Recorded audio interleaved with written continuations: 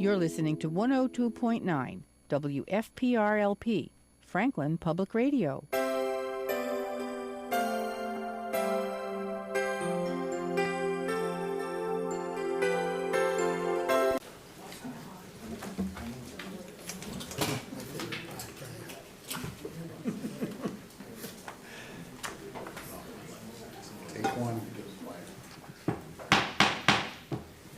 Good evening. Time being 7 o'clock, I call the October 23rd meeting of the Joint Budget Subcommittee to order. Please pause for a moment of silence.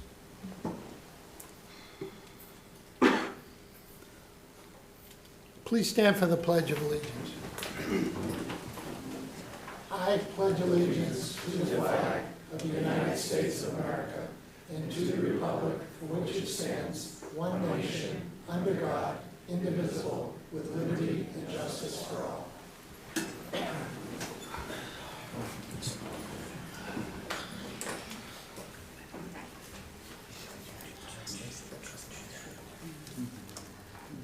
Okay, all citizens are welcome to attend public meetings in person. To view the live meeting remotely, citizens are encouraged to watch the live stream on the Franklin Town Hall TV YouTube channel or the live broadcast on Comcast Channel 9, Verizon Channel 29. Meetings are also archived by Franklin TV on the Franklin Town Hall TV YouTube channel and shown on repeat on Comcast Channel 9 and Verizon Channel 29 for those who missed the live meeting. To listen to the meeting remotely, citizens may call in using the number 929-205-6099. This will not permit participation in the meeting. To participate in the meeting remotely, citizens are able to join a Zoom webinar using the information provided below, which is the webinar ID, which is 886-3308-2738. Any participants who wish to speak during the webinar must enter their full name and email address when joining the webinar.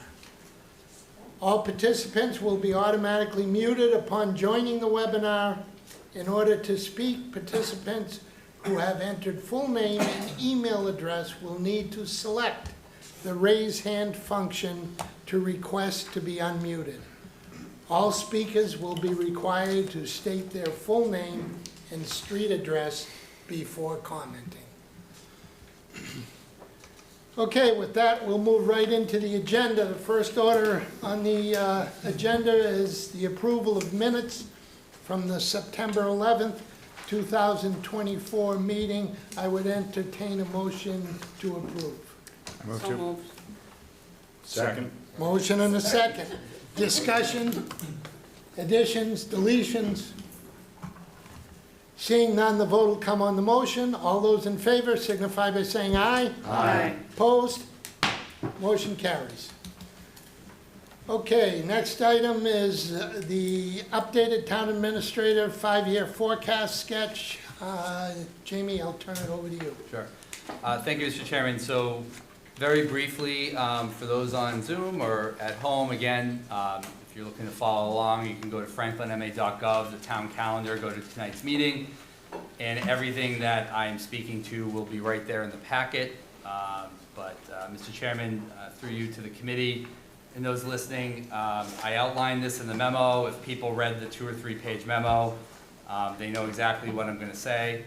I just want to acknowledge and thank the school staff. We met with them last week to make sure that the assumptions that were raised at the September 11th meeting, that we were all in agreement that these were the assumptions and the best assumptions we could put out forth right now, which these are. We'll get a little bit more information in a little bit from the superintendent to move us move us down the field a little further. But in the model, it's pretty basic. We took the comments from the committee and we did budget in for state aid, which is down here in the middle column, state revenue. We did assume a 1.5% local aid growth. We also recalculated the state assessments down to 4%. And then third on the revenue chart, we also, I added in based on the recommendation of the Board of Assessors that we could put in a $1.1 million new growth figure, both for FY25, just so folks know that number will be adjusted at the budget hearings in November. But as folks may remember, there used to be $1 million in here. So the board voted a few weeks ago, gave us the recommendation to embed in the FY25 budget a $1.1 million number, which is a revenue growth of $100,000. And just so folks understand, then that number that's up here, 93.9 million, then gets calculated at 2.5% to add up to the 96 up in the FY26 count. So that's really good news. So those are the three altered revenue assumptions from the last meeting. And then quickly, there's only two expense sheet adjustments. One, as mentioned at the last meeting, we have moved the potential borrowing for the Remington Jefferson remodel to FY27.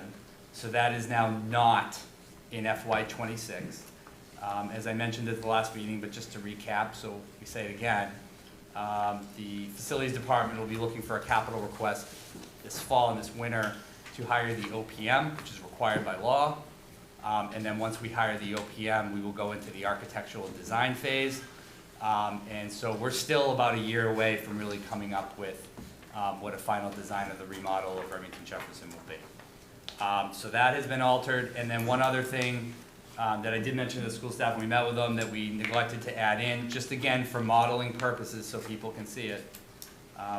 As you know, Mr. Chairman, and many committee members know, the town of Franklin, at least on the municipal budget, has never used one-time monies in our budget, and that's still the case. We applied for $850,000 in ARPA money. In the ARPA allotment, we hired 3 mental health clinicians into a division in the police department. Those ARPA funds run out really at the end of 2026, the calendar year, FY27.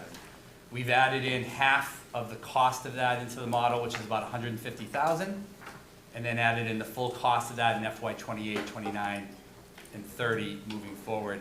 Again, to illustrate something that I know both the chief of police and I have a very passionate view on, that we hopefully will continue that division into the future. So those are the updates to the financial forecast. Happy to entertain any questions that folks may have. Thank you, Jamie. Questions from the committee? Councilor Hamblin. Thank you. I don't really have a question. I just want to thank Jamie for this work and working with the school department. You know, I didn't say anything last meeting. I just wanted to say a couple of things.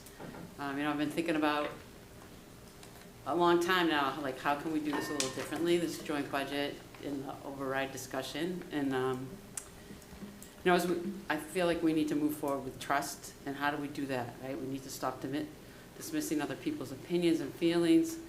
Like, how do we listen to each other? Like, really listen. So we can work together for a solution. And how do we get at a place to start where we're all on the same page? Okay, so I got to look at this number, right? 2.69 million structural budget deficit. Some people probably think, oh, it's not. It's probably more like 1.5 million. There's more to cut, so it won't be that bad. Or, you know, like it's only 2.6 Recording million, in progress. more like 6 million. You know, if we want to restore the things we've already lost, we want and we need. You know, so I look at the numbers that are in this structural budget deficit in the parentheses, year after year after year, and I think you can fill in your favorite expletive, right? We need an override to pass, or it's not going to be painful. We'll never recover from it.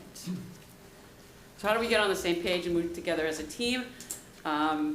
Let's start with getting everyone to agree on the yes, we need an override. How do we get on the same page with a deep conviction that we believe that this is the truth? I believe that we need to trust each other, this committee and the experts that we rely on before us tonight, all you people out there, is the place we will start. So I just want to start off these discussions going forward, to say that I apologize if I have ever acted in a way that has created mistrust. If I have, please reach out to me so that we can talk about it. I apologize if I have dismissed anyone's feelings or opinions. I apologize if I didn't do enough. If I dropped the ball, please feel free to ask me to pick it up again.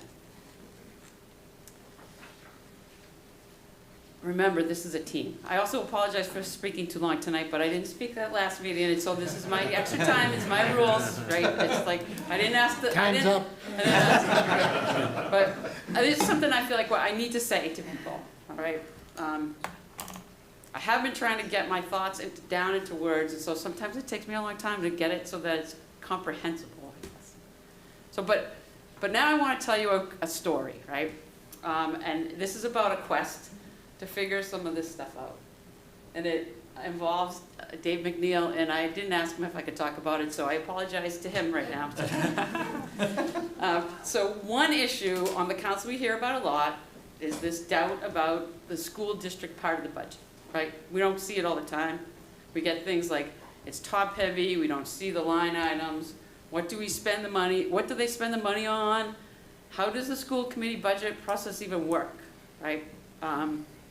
And so I heard this at the senior center at office hours this past Thursday even.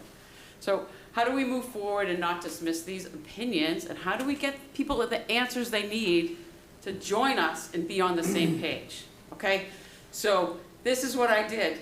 I reached out to Dave and I said, hey Dave, he's usually around Friday afternoons. I see him at the farmer's market sometime. I'm gonna ask if I can meet with him and talk about the facts, about these things I hear about. Like, what do I tell these people, okay? And then I said to myself, okay, maybe I should look at the district's website and see what I can find so I can ask him informed questions. And there, on the Franklin Public School website, there is a budget button, and there's a budget. It's got the high view to the line item. Especially, by the way, I really like the line item budgets for each school. I think that was done very nicely. But I still met with Dave because I wanted to explain to him why I wanted to meet with him. And so the line item budget is available for everyone to see. Like, it is transparent. You can go look at it. Please, I want everybody to go look at it. The school committee does go through it by line item, right, Dave? That's what he told me, so. Are we top heavy? We have less than the recommended amounts, right, of people, right? Yeah, less than average according to DESI data. Address through the chair, please. Oh, sorry, Mr. Chair. Address Dave through the chair? Is that what I have to say? Yeah. Okay. So I asked people out there that have questions about the school budget and its process to go look at it. It's there, right? We can make it easier, maybe we can make it easier for people to find it and put it on a link to one of our agendas. Like this is the joint budget committee, so we have the school budget and the municipal part to look at. So take a look, everybody, ask your questions, and I think that will help everyone get on the same page. People can see that there's transparency, and we can start to trust our experts that we pay to do this work for us. Okay, or reach out to Dave. I didn't ask him if it was okay, but I think it will be okay if you have a question for him. Like, he will be happy to answer it for you, and I will not address him through the chair right now because I don't want to look at him. And okay, I'm trying to add a little bit of humor to this because it's a very serious thing, right? This is the important part I think we need to take from this. The next time I hear people say those same things, I will now say, well, the line item budget for the schools is on the district's website. There is a budget button. You should look at it and ask questions. And I think everyone that's here, that's in this committee, that's how we answer that question. With uniformity, concise, and we're together on this, okay? That's how we get people on the same page. And I apologize to the school committee for never looking or not looking sooner. And I apologize to Dave for bothering him. So I just needed to get that out there. Thank you, Mr. Chairman. He's like on his No. phone, like, but I think it's important for us to like think about these kind of things. So, thank you. Thank you, Councilor Hamblin. Is there any, Mr. Griffith? Through the chair. One thing that I wanted to kind of highlight and make sure that is clear to the community, the number that we see in the memo is 2.7 million, right? That's the lowest it's going to be for the next 5 years, right? That's correct. So on average, every year after this 2.7 million, it's going to be at least 3.5. Some years closer to 4. It's not a trick question. It's just No, it's not. I think, through you, Mr. Chairman, so what you really see if you see the 3.85 million number in FY '27, that's because that's assuming a $1.1 million increase for the Remington Jefferson borrow. Now, you don't have to do it this way out of the operating budget. You could also do a debt exclusion for something like that. I would note up here, the reason why some of those numbers then come down is because the Keller Sullivan and the Horace Mann projects are coming off the books. So kudos to the town and Jeff many years ago for probably foreseeing this schedule to some degree. And so that's why the numbers in FY '28 and '29 and '30 then decline beyond that. So you're really looking at a massive spike in those numbers solely because of the Remington Jefferson remodel project that we anticipate is going to be about 1.1 million. We obviously won't know. There's terms of the borrowing, 10 years, 20 years, 30, interest rates obviously, but we're just modeling it out for argument's sake. Thank you. but that. Still have the floor, Paul. Thanks, sir. But that's also, in the same exact argument, all the good parts are still assumed as well, correct? So modeling new growth, modeling any aid from the state. If any of those numbers are wrong, we could be further in the hole, regardless of Remington Jefferson. And then also we see all the way out in FY '30, that kind of decrease is really Yep. stopped and quickly reversed. So we're back to about a $4 million deficit. We do this just to illustrate ideas. You're correct. But obviously between now and 2030, a lot of things could change, but we're just modeling things out with basic assumptions. But this budget model stays within Prop 2.5, you're correct. And it does assume new growth at a level amount. That likely will not happen. Mm-hmm. New growth could be much higher, it could be much lower. We can go to Councilor Hamlin and Councilor Frangillo on new growth descriptions too. They've done a podcast series to explain it all for those that want. But you're correct, Paul. Those are the numbers. And I think, the point that I'm really trying to get to is not that there's something hiding here. I think it's quite the opposite. We're being very transparent in the information that we're providing. We're trying to make projections. To your point, projections to the good, to the bad, they are projections. Even a year out, they can be challenging. But the bigger message here is that 2.7 is not all that we have to worry about. It really goes well beyond that. If we want to look at something that has to actually stabilize this budget, we need to look at this kind of 5-year plan and say, what is it that's actually going to, if we don't want to have to go through all this next year, the year after that, the year after that, just each year trying to plug a hole, we need to really be looking at where might we be in 5 years. And if we can plug the hole out to that window, we can actually buy ourselves some time to make sure that we can make structural adjustments, that we can look to see how different aspects of supporting, the town.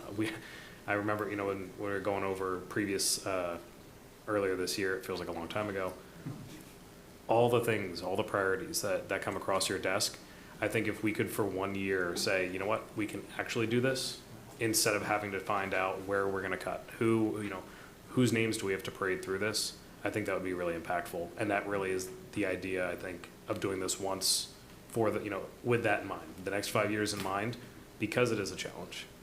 So I just want to make sure that the community is very aware that 4 million basically buys us that little bit of wiggle room where we have that flexibility all the way out through 5 years, where if we're wrong in one direction or another, it doesn't suddenly put us back in the same position. Okay. Thank you. Thank you. Councilor Chandler. Oh, thank you. Through you, Mr. Chairman. I just want to speak quickly about the Remington Jefferson remodel, because now that we have all three groups together, it's definitely important. It needs to be done. And I want to just reiterate, I think it should be a debt exclusion, because, let's face it, debt exclusions pass in Franklin. They pass. Do overrides pass? That's another story. But debt exclusions usually work, and that money wouldn't come out of the operating budget. So I think we should get more on the same page to try and do something with that. I think it would be beneficial to all sides. Yeah, and through you, Mr. Chairman, I think to Councilor Chandler's point, look at we forget about it already, but the debt exclusion for Tri-County saved, to Paul Griffith's point a moment ago, a tremendous amount of capacity in this budget. If that debt exclusion had not passed, we'd be on the hook for that bill anyways. And again, I know no one feels it, but the tax does sunset after the duration of that project. So that's, I think, one thing that Councilor Chandler and many people point out about the reason why debt exclusions in Franklin and in Massachusetts pass at an overwhelming. Because there's an end. There's an end. Thank you, Mr. Chairman. Councilor Frangillo. Yeah, just trying to make sure I understand this document. Appreciate you putting it together. So the baked into here for, just because it's the hottest topic, and we know recent history been the most underfunded. The school budget assumption is at 2.5% increase. What goes into that number? Is that the next agenda item? I think he'll speak to it a little bit, but Okay. Very shortly. the goal, I mean, if I put out a model that assumes 3.5% on any line item, Yeah. then you're putting out a model, at least in our budget here in Franklin, because there's no excess levy capacity, then you're essentially saying you need structural overrides all the time. So this model stays right within Prop 2.5 as well. And I think Lucas will address beyond the 2.5%. We're going to speak to some of the questions tonight. Okay.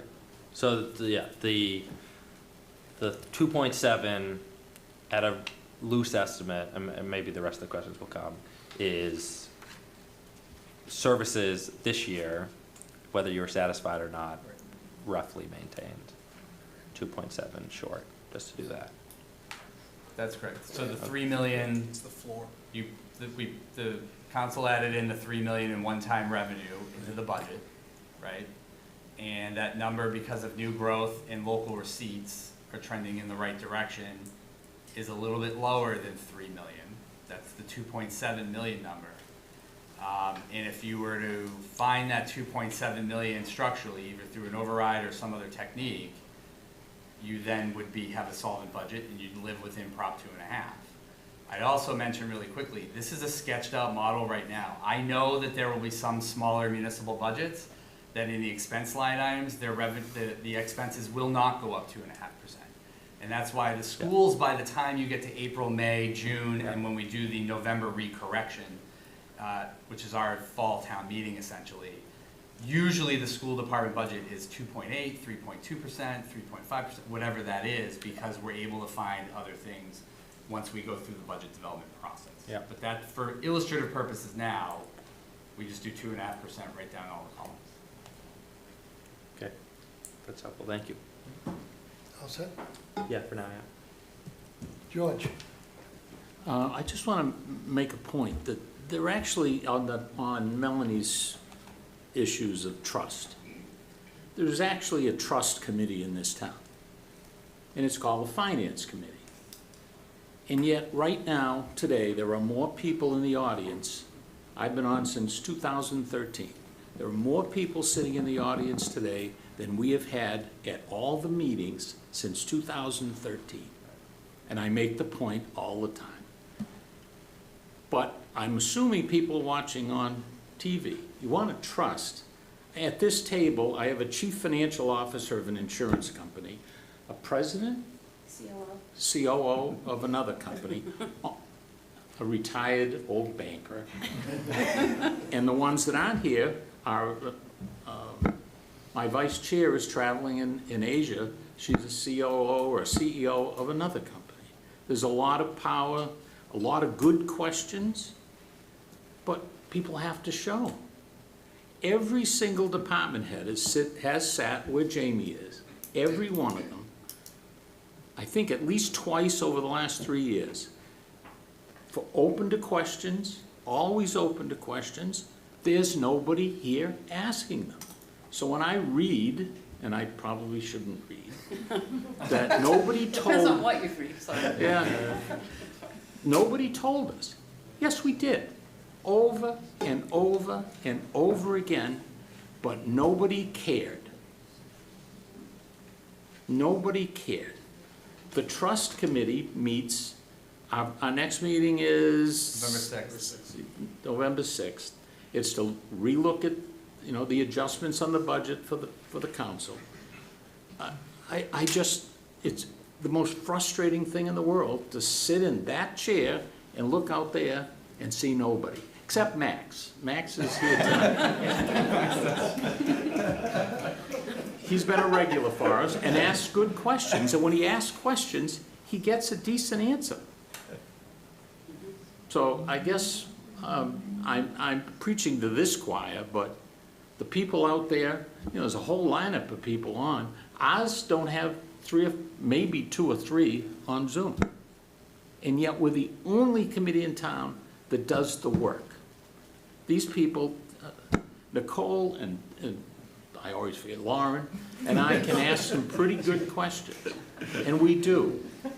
I mean, I'm sure if Chief McLaughlin weren't a little busy tonight, I mean, we ask the questions, and nobody listens.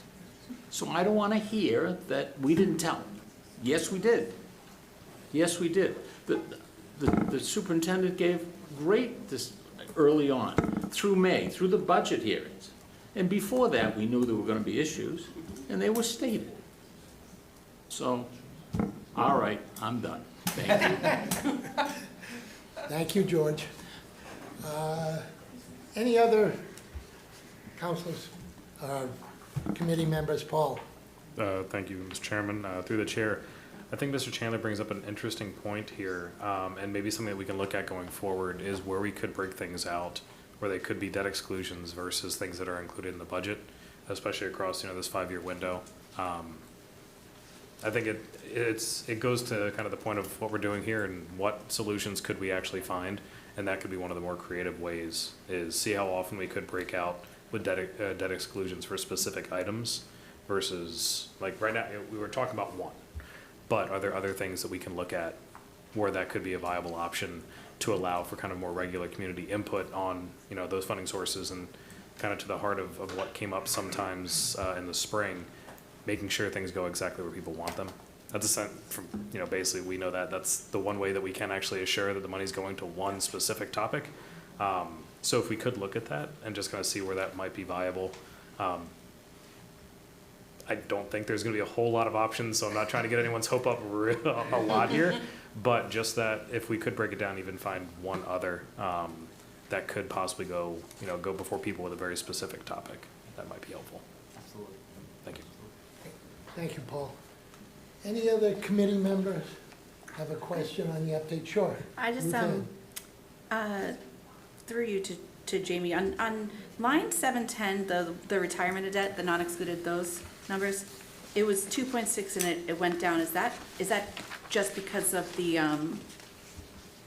Keller Sullivan dropping off, but it's not dropping off in 25? So I noticed that went down, and I wasn't sure if there was something I missed or if I'm misunderstanding what that line item is.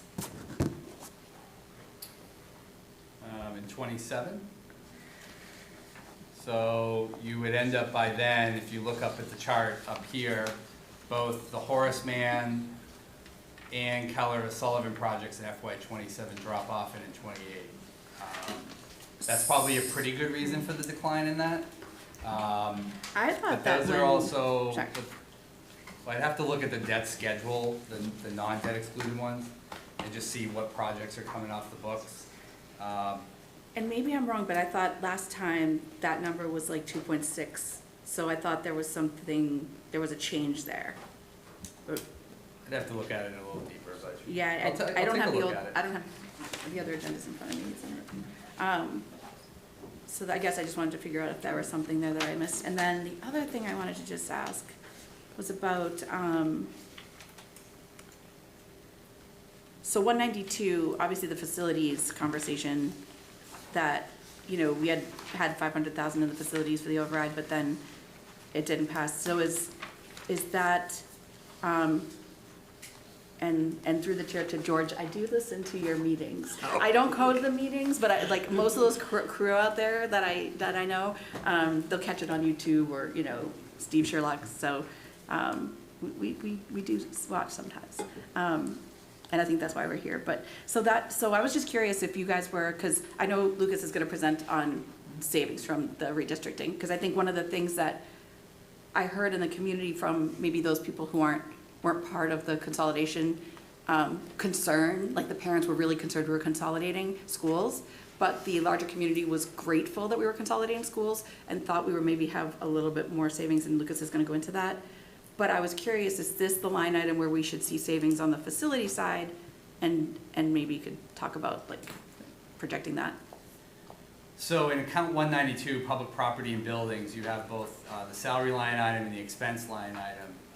The $500,000 that was in the proposed override was toward the expense line item. Yeah. Just to be clear. You know, these numbers here just show what the current budget is for facilities, and then 2.5% across the board. Where you would potentially see savings is both in salaries and possibly expenses. Okay. The issue with the facilities budget is they've never caught up because of, obviously, they got hit hardest by anybody with inflation a couple years ago with electricity, gas, propane, and all those other dynamics that were well illustrated before all the committees. Mike's ability to, and because labor rates are going up for contractors and cleaning supplies are going up and everything in his budget is impacted by inflation, we would likely see, and until the redistricting is done, I can't line item it completely in terms of the savings. But we estimated last spring about $750,000 in both personnel and expense reductions if both buildings were closed completely.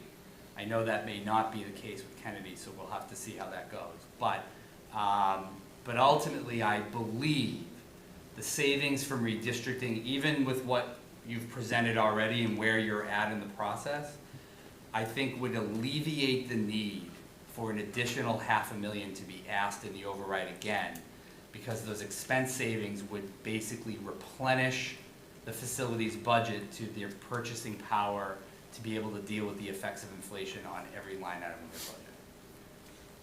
I hope that answered you. So we're making up ground for facilities that's been annihilated, so it's not like, because what the question I get is, Exactly. well, if we're saving on facilities, is that gonna come back to the school budget? And I'm like, Right. I don't know. Well, So, yeah, Well, I mean, it could. right, But I think, you know, this committee and others are gonna have to weigh whether or not you wanna kind of, shift those savings to the school account, but then you're right back to where you started again earlier this year, where you'd be asking for a $500,000 or whatever the Right. number is. 6 to 1/2 So dozen. Yeah. 6 1/2 dozen, yeah, exactly. Okay, thanks. Yep. All set, Ruthie? Yeah, thank you. Any other, is there anybody in the audience that has a question, in council chambers, that has a question on the update that Jamie's given? Name and address, please. Yes, Mark Minicali, 31 Longfellow Drive. Thank you, Jamie, for putting this together. I looked it over, and there's only a few line items that don't change over the course of the 5 years, and most of them are small. But I do have a question on one of those, and that is in line 910. The retired teacher health insurance. Most of the insurance numbers go up over the years, for good reason, I guess. I'm wondering why that one does not, and it's a $560,000 line item. Mark, that's a great question. I hope this is the last time I have to answer it, because I really don't like answering this one, because people are passing away. So those are for retirees. If you go back 10 years ago, that line item was probably triple that, easy. And over time, as people pass along, then that account, then we don't need to pay for that. And so that's the sad, sorry, it does matter. It's a good question, because it does stick out, but. It's the short, sad answer. I keep saying it. Is there anyone else in council chambers that has a question on Jamie's update? Please, name and address, please. Hello, my name is Maxwell Marangelo. I live at 127 Central Park Terrace. I have some questions about the model. So I think one of the things that the town administrator has said is that schools should be held at 2.5%, like other departments. And there is one line item, maybe not a department, that is mandatory spending, and that is health, life insurance benefits. And we see that it doubles in the current fiscal year from 3.7 million to almost 7 million further down the road. And that's because that's a mandatory cost. We have to pay that. We have to. But just like we have that, the schools have mandatory costs, like special education. And so why are we treating mandatory costs from the schools differently than mandatory costs for the town? And I just want some clarification. Should they be treated the same, or should they be is there a reason they should be treated different? Jamie? I mean, ultimately, at the end of the day, the appropriation the council gives to the school committee, and then they choose how to spend it. And Max asked an interesting question.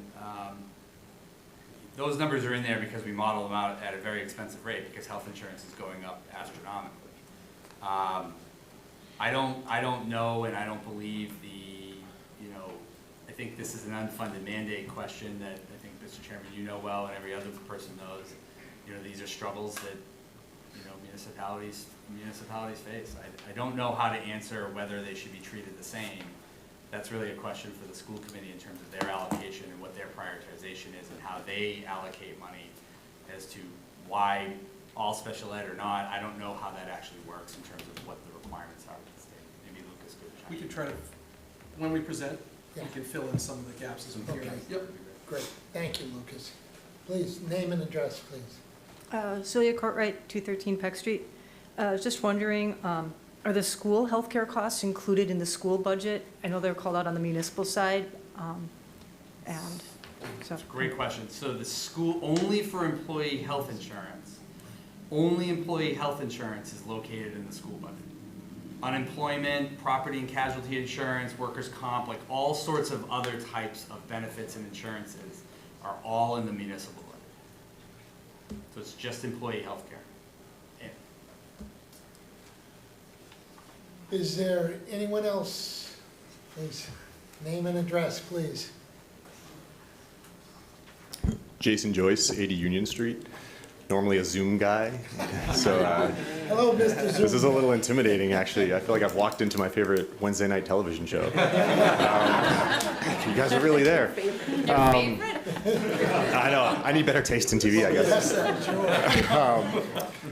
I'm from Norton. My wife and I moved to Franklin 5 years ago to raise our family. We have a 4-year-old, a 2-year-old, and a 9-month-old. So pray for us. When I told people I was moving to Franklin, everybody's response was the same, almost verbatim. It was great schools, great school system. Whether it was my friends growing up, their moms, my dentist, like literally everybody said that.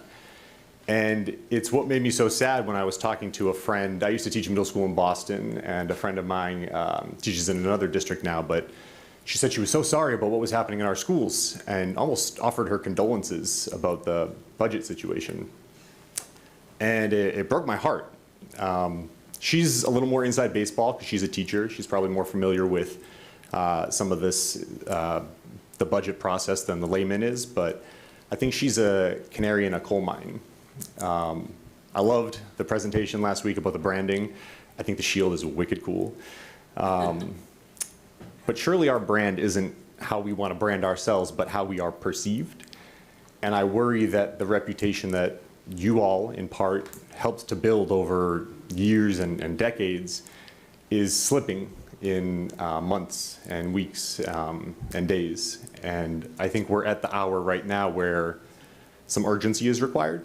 So my question is, if any, in particular, of the elected officials here will follow Councilor Hamlin's lead and just get on the same page and tell me if understanding the knowledge you have now and the limitations of the data available is an override necessary of some amount on some timeline Is that the direction that we go in?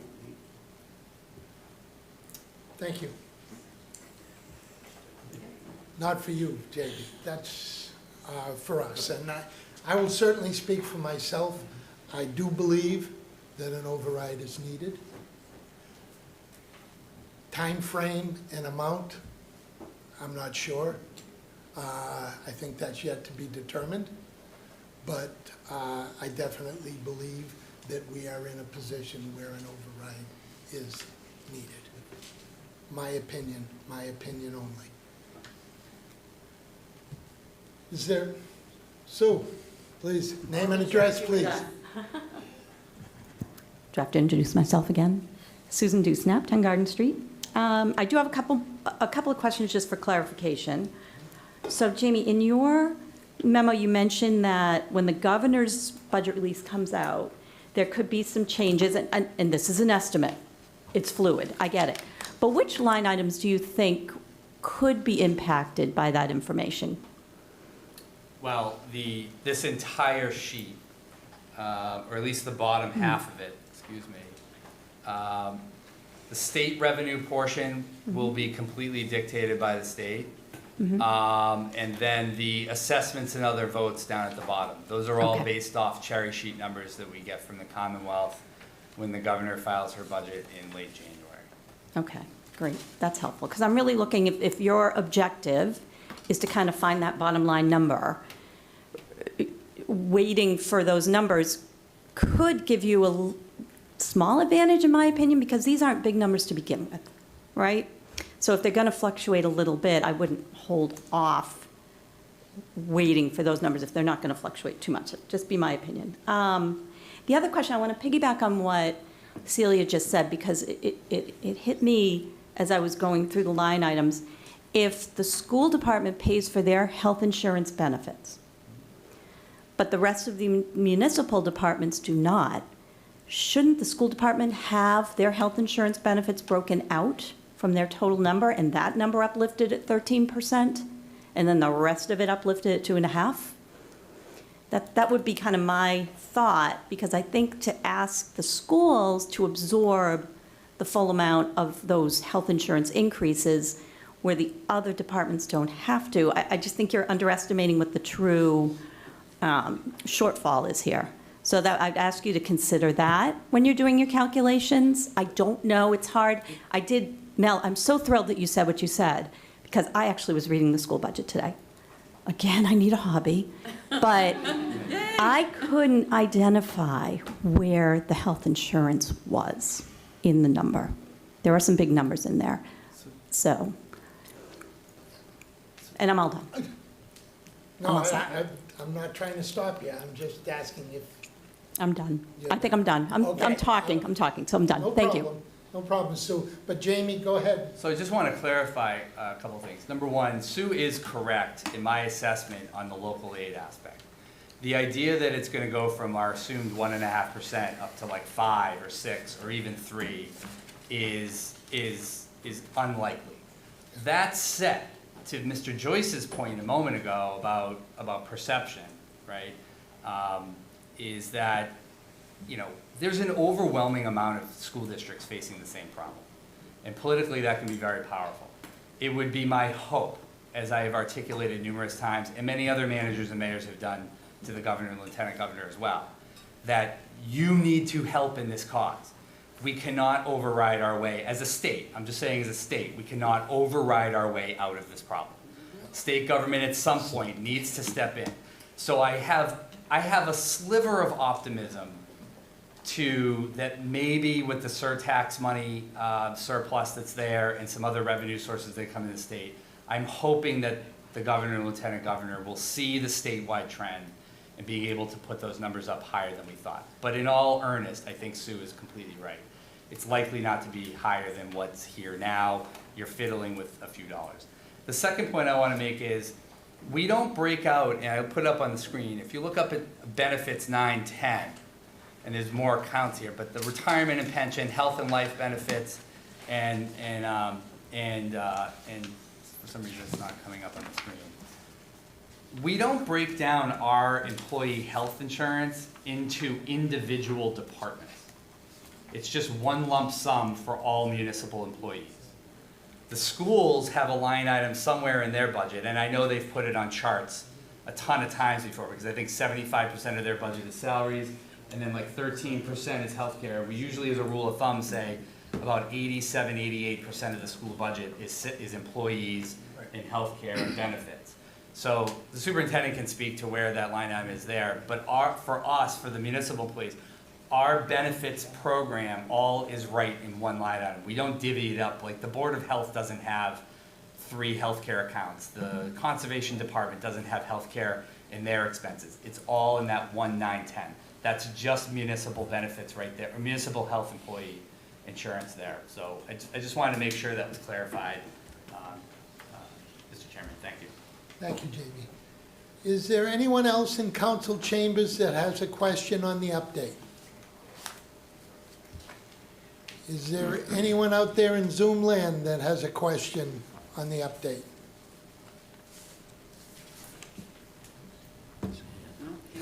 Oh, There's one. Christine Anderson?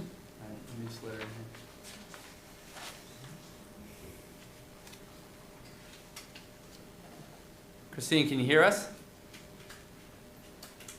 Christine, can you unmute yourself? There she is. Okay. I think, Sorry, that was my fault. Can you guys hear me? okay, now we can hear you, Christine. Just name and Thank- address, please. Perfect. Christine Anderson, 5 Peters Lane. And I apologize because I was late to the meeting from a work meeting. And so this is more of a clarification of process. Because Chairman Mercer, at the last committee meeting, it was noted that the intent of a lot of these discussions is to start the budget from zero. But when I was reviewing the materials that were uploaded in anticipation of this meeting, it appears as if the assumption going in is that the previous allocations are reasonable. And I know that at least a subset of the population of Franklin is thinking that it really isn't reasonable considering unfunded mandates and, as Max noted earlier, out of district costs, because certain departments are able to essentially raise fees and other departments can't. And so could you just help me understand, when we think about how we're thinking about this going forward, is the intention to really try to build up what each department needs so that way there's an apples to apples comparison? Just because I know, like last year, what ended up happening, although I was very grateful that the town was able to find additional costs, I think what was able to be maintained in the municipal side of the budget was not in line with what was able to be maintained in the school department. So I guess my question, just to be clear, is I'm curious, when we're going through this process, is each department building up what they need, or is each department essentially going to be kind of held to this budget or model that's been shared online in anticipation of today's meeting? Okay, I'll let Jamie start with that. Christine, I'm nervous about talking government talk to you or speak or words, but there's a term we call level service. I'm sure you've heard it before and read it in some documents.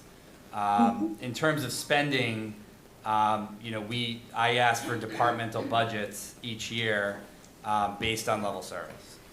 And so that's not the inclusion of new stuff, new staff, new whatever, unless there's a reoccurring revenue source affiliated with it. And all of that is usually documented in our budget. As you may know, Christine, for the schools, they have a similar system. It's just under statute and under law, they hold on to those monies via revolving funds and through other mechanisms. I don't think I fully answered your question, but I'm hoping that I may have answered a little bit for you. Christine? Yeah, I mean, I definitely, so I'm a CPA, so I do understand the accounting behind it. Sorry, I'm losing my voice. But I think my question is more, maybe maybe, Chairman, it's more for you, is when we think about building up these budgets, I understand level service budgets, but I think the problem is, in my opinion, and I believe in some opinions, that the allocation that's given out in the previous years have resulted in so many cuts, that to basically say, to take this model and then add 2.5%, it's not reasonable. And so what I would like to kind of think about is for those people that are hesitant to try to raise taxes, the biggest frustration they have is that, have we done a deep dive across all departments? I'm not trying to say that other departments have extra money. I don't believe they do. I'm fully in support. We don't have enough money. But until we kind of go down and go through all of the departments, as opposed to just saying, this is what we had last year, this is what 2.5 is, this is what we would like, I thought the intent was to truly look at what each department needs and then see as a whole what we would have to give up. That's exactly how we want to start to do this process. It's exactly what I said at the first meeting, and Yes. what we continue to do. When the municipal budget is built, it's built just that way. It starts with level service. And if there's something additional that a department is looking for or is needed within a department, then those discussions are had during the budget process at the town council level. Yeah, I'd like to. Sure, Yeah, Lauren, so, go ahead, go for it. Yeah, as a member of the Finance Committee, one of the newest members, I was unfamiliar with how this whole process worked, but exactly what you just asked for, Christine, is what was presented at the Finance Committee meetings last spring. Every single department got up with a detailed budget and presented it, and then sat there for questioning, every single one of them with the heads in detailed format. So all of that does exist. It's just about bringing people to the table to actually read it and ask the questions. We do our best, but, you know, we're 6, 7, I don't know how many people we are, but, I mean, we do our best, but obviously the people who are not trusting the numbers need to come up here and challenge them themselves and take that as their forum. No, that makes sense. Thank you. Jamie, do you have something to add? I'm so happy Lauren made that plug, so George didn't have to. But you know, Christine, you can go back and watch those 3 meetings on YouTube. They're about 6 or 7 hours combined of all 3 of those meetings. Natalie, Nicole, George, I think a couple of others been through maybe 4 or 5 budgets by now. And, you know, also I would just say, if you read through the town budget narrative, it's about 100 pages, but you can scan through it. A lot of the municipal services that we have, Christine, are regulatory. Like, we have to have a town clerk, we have to have a planner department, we have to have a conservation agent, you know. And not only do those folks bring in the revenue to offset the cost for their position, a lot of those details are in those budget narratives. I'm also more than happy to meet with you to walk through the budget. I think one of the hard parts of this is, it's not as if there's been a lack of desire among myself, anybody on the council, or anyone else in public to want to give the schools a 5, 6, 7% increase every year. But if you historically look at the requests from the superintendents versus the entire pot of money we have that's new money, I mean, every year that I've been here for 10 years, other than 1 year, which was 2022, the schools have been in a position where they've had to ask for a revenue increase that is almost the entire pie of new revenue. And the council, I know 6 or 7 of you have been through 3 or 4 or 5 budgets together. Councilor Frangillo is very infamous for saying the pie is not big enough, which is totally true. But ultimately, at the end of the day, there are just some limitations. And the final thing I'll say is, on June 26th, when I came into the council meeting, I had a series of proposed cuts that were Tier 1, Tier 2, Tier 3, Tier 4. If you want to look at the Tier 2, Tier 3, Tier 4 proposed cuts, those would be your next 3.2 million worth of municipal cuts. And I'm sure the chiefs and the library director and everybody else have words that they would say about those issues. Mr. Chairman, happy to have a meeting around those kind of that dialogue, but Christine, there is a lot of information out there on the town website, on the budget website, that you can dig into to maybe give some additional context to some of your questions.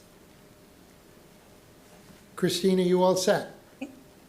I am, thank you. Yeah, I just wanted to say I have looked at all of that. It was just more of a procedural, but appreciate you guys taking the responses, and certainly it's good to kind of remind everybody that it's out there, including myself. So thank you. Thank you, Christine.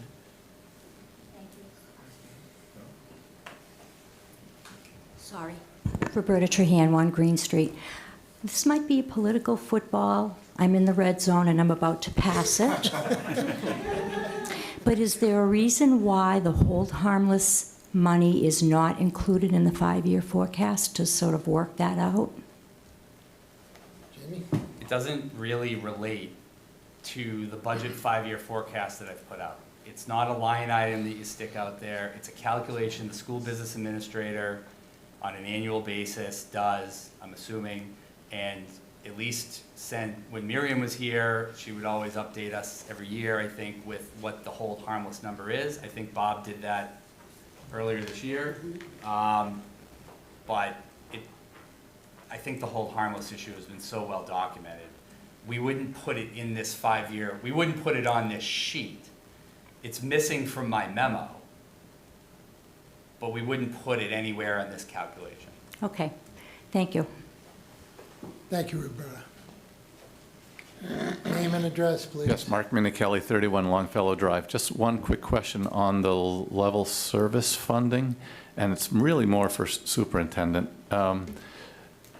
Is the model that we're looking at, does it assume the one-time costs that were added in the spring? Does that assume at the level service baseline, or does it, right off the bat, do we start down that amount of money? It doesn't assume the 1 million. We're going to hit on level service in our presentation and talk through some of this, but I can keep that question. Unless there's a specific question on the update, I'd like to go to the next piece and have Lucas go through the slides that he's put together for us tonight. Okay, Lucas. Okay. Good evening, everyone. To follow up on Councilor Hamlin, I brought an expert. Dr. Dutch is going to join me to co-facilitate the plan. Bob, if you could come on up. So we've put together, I can drive, probably easier. Just to recap, the last time we met was on 9/7, and we talked about engaging in an open forum around this. I think we've begun this way.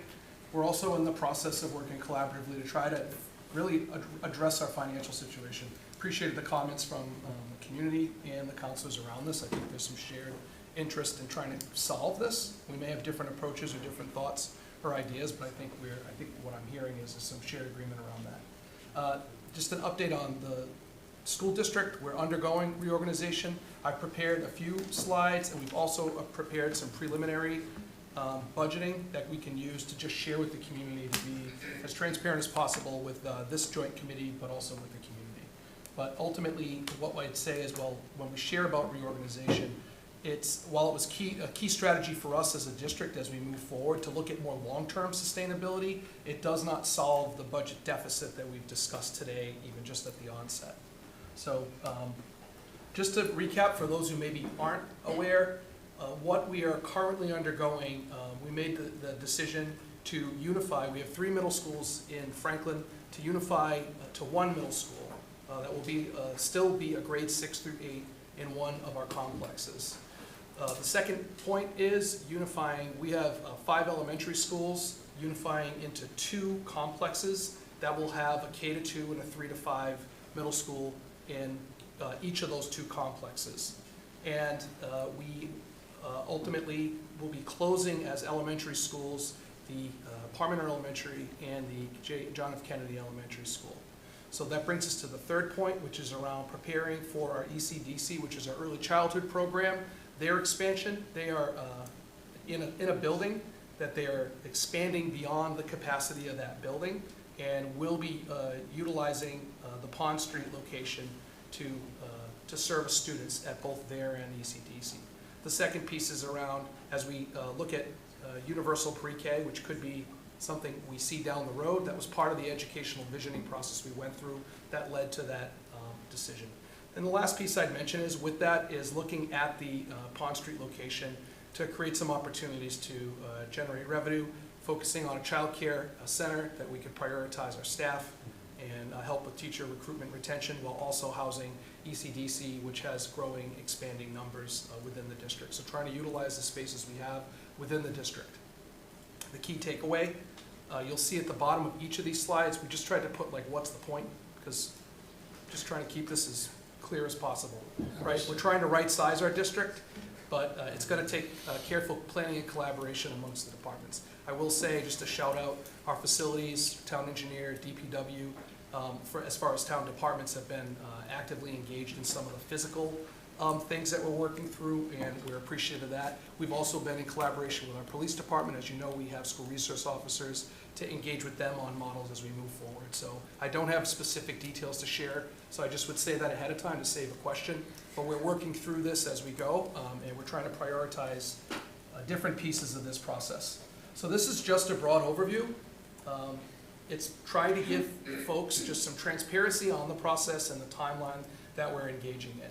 You'll see from October and November, just moving into really, we've begun our traffic study that's underway currently, the budget development process. One thing I would point out to the community and to the Joint Budget Subcommittee, with this reconfiguration, we're building schools from the ground up. I think it speaks to that zero-based budgeting aspect because you have new configurations. So that means you have new models of staffing that are existing in a K-2 school, a 3 to 5, and a 6 through 8 that's combined. So you can't just take the 3 middle schools and just rinse and repeat and say you're gonna have them. You have to think about that. And I think that leads to some of the future slides that we'll hit on. We're also just planning to refine our budget. We've put, the school committee has targeted a date of wanting budget details by January. So I put in late January as a target date to, you try to always over deliver and under promise because we know, this is important work. There is an urgency, but that's how long it takes to have the bandwidth to do this work well and vet the positions, the needs, so that when we are in front of a FinCom, when we are in front of a school committee and a town council, we're able to sit and be confident in our numbers and our asks. The last piece I would just mention is around just engaging our future staffing communities. We put in there, we're starting to work on beginning staff assignments in November based on the new configuration. We had recently voted on a boundary line that establishes the elementary school communities. And we're just going to continue down this path to try to get to a place where we continue to provide clarity for our school committee, for our school community, and for the town at large. Can I ask a question? Yeah. Sorry. On the traffic study, I just have a more procedural. Yep. Was there sort of, as this was thought through in advance, was there money allocated in case traffic patterns had to be addressed? Or let's say the traffic study results in something that has to, there has to be some change. Is that money that we now have to find to pay for? There's not like an allocated budget somewhere that we thought maybe this was going to be anticipated? I was just curious if it will be shocking or if it was anticipated, basically.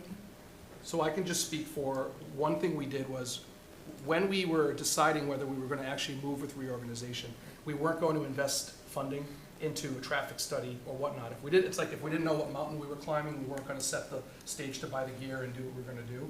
But we knew, the question we asked at the time of the recommendation from the architects and the educational planner was, is there any obstacle that's required for you to move and do this reorganization? And the answer was no. However, it behooves you as a system. We already have some schools that have traffic issues in general, but through this reorg is to study this in the new configuration. We began that work in the spring. We did a lot of our own homework to do traffic counts on bus counts, the number of drivers dropping off at a facility, the teachers in the parking lot, and whatnot to try to give some baseline data. We've met with Beta, which is the company we're using, and then what we did is we prioritized funding to pay for the study piece of this, and we anticipate that through the capital program, we would anticipate some requests. Okay, thank you. Yeah, you'll see that likely in January, and it's really important to note that from my perspective, it's very important to use the capital program to deal with these one-time costs. I really don't like the idea of continuing, like, oh, say you need $200,000 or something, putting it in the budget this year, and then showing that deduction the following year. I think it's just much more fluid and easier to deal with and much more flexible to try to get that one-time appropriation through another means. You'll see that probably in January at the Finance Committee. Okay, thanks. It's a good question. I think other people have that same question. Yeah. Very good. I'm going to move forward. So just budgeting, we've talked about level service. Minimally, level service budgets is what we're looking. What are we carrying forth? The tricky part for us is as we look at this, it's our intention and the will of the school committee is not only to look at level service, but look at two models of a budget. One that includes level service. What are we carrying forth today that provides the same level of service, but also modeling out, we have experienced reductions, we've experienced loss of programming over time, and what would be prioritized through that in a secondary budget that would have to. So that's the kind of broad idea, but ultimately looking to prioritize.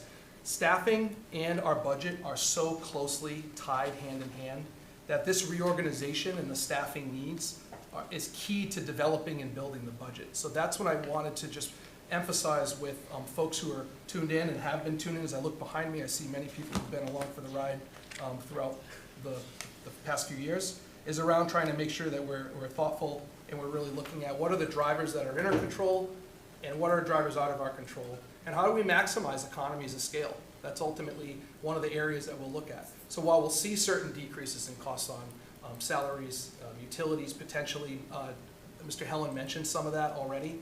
We're also looking at, and this hits on a little bit of what you mentioned, Snagel, is the one-time costs around moving, right? And that particular piece, and making sure that we have buildings in a suitable place. The one thing I will mention, if we made no decision, every year we look at improvements to our facilities that we're reinvesting in. And that doesn't change, we're just in a different reorg, and that's what we would continue to do, is lean on some of our mechanisms to fund some of those processes. So the budget does reflect ongoing costs and estimates and more definitive, clear numbers has to be built out as we build out our budget and model it out. I'll kick it over to Bob. So I'm not going to bury the lead. I'm going to go to the key takeaway and then give you some detail on where that came from. The message that you're going to hear in this slide as well as the next slide is that fiscally we're in a better place today than and for next year than we were a year ago. We've made decisions that have helped the district so that it's more sustainable, but we still have a shortfall. So let's talk a little bit about that. So in FY25, we had layoffs that were required. Originally, we had a $4.3 million deficit for level service. So that takes level service for FY25 compared to where we were in our original request. The town then gave us an additional 1.1+ million after they approved their original budget, which left a $3.3 million shortfall. We then received $1 million of one-time funds, which resulted in effectively a $2.3 million deficit, which resulted in layoffs. So we laid off 37 originally, we got the additional 1.1 plus 1, and with that 1.1, we brought back, I think, 13 positions. So the net loss in staff was 24 positions. Obviously, that results in a cost, a negative in services, which goes back to what the member of the community was saying, and generally program cuts. So basically, while we are better off fiscally, educationally, we're not. And we've got to keep that in mind as we begin to build the next budget. So this kind of lays things out that I just described in a timeline. You can see the school committee originally on April 9th approved an $81.3 million budget. We anticipated an appropriation from the town based on information that we had received of $75.3 million. So you can see we were at almost a $6 million deficit. Keeping in mind that that $81.3 million was not level service. It was level service plus partially restoring cuts from the previous decade. On the 22nd, I believe that's the date that the town, is that when you had the approval? Yeah, so that was the approval by town council. On the 26th, we reduced 37 positions when the override failed. And you can see we then received an additional $1 million, $1.1 million, which brought our deficit to 4.8. On the 27th, the school committee approved that new appropriated amount from town council. On the 17th, town council appropriated $1 million of one-time funds. So the school committee then approved the new budget amount of $77.4 million. You'll see that it shows a zero deficit. I think it's important to note that in reality, it is closer to $3.4 million deficit still, if you do the math, from 3.8 million from the 4.8 plus the million, we still had a shortfall. So that kind of gives you a historical perspective of where we were. So if you then look at where we were at 4.3 million when we began the process to even the 3.8, I think it was 3.8 million after the $1 million appropriation of one-time funds, we still had that $3.8 million deficit. Right now, if we take all of the services, the staff, supplies, everything that we have today, minus what we anticipate as economies of scale, our budget is projected to be $80.4 million rounded. The town appropriation, according to the early projection, is about $980,000 less than that. So we are already at level service at a $980,000 deficit. Lucas mentioned anticipated increases that are beyond our control. So I'll just go through those. Health insurance, the town administrator is anticipating a 13% increase. That represents $900,000 to begin. So we spend nearly $7 million this year in health insurance on our employees. Add 13% and we'll be at $7.9 million. Cost of living adjustments, anticipating 2.5%. That represents $2.3 million. And then out-of-district placements, the OSD has approved a 3.4% increase, which represents $225,000. So you can see a 1.4, about a 1.5 million deficit, minus potential economies of scale, which are estimated about $500,000. So our net shortfall is the $980,000 that I mentioned earlier. Okay? Next slide. You can see the budget impact of the reorganization. I know that's a topic that the council and the public are interested in. We anticipate saving about $500,000, and it's very early to give you a hard number as the schools are still building their staff and their budgets. It represents a shortfall of around $985,000, which I mentioned, even with the 2.5% increase in the town's appropriation. So the challenges, we lost services this year based on the layoffs from last year. Truthfully, the $980,000 shortfall is not something the school district could absorb again without negatively impacting the district. I think it's important that everyone understands, at a minimum, level service needs to be the mantra. Okay? So I think the key takeaway there speaks for itself, and I'll turn it back to Lucas. Do you have something quick to add, Jim? Yeah, I just, want to thank Bob and Lucas and Jonna and the whole staff for putting this together. We met earlier.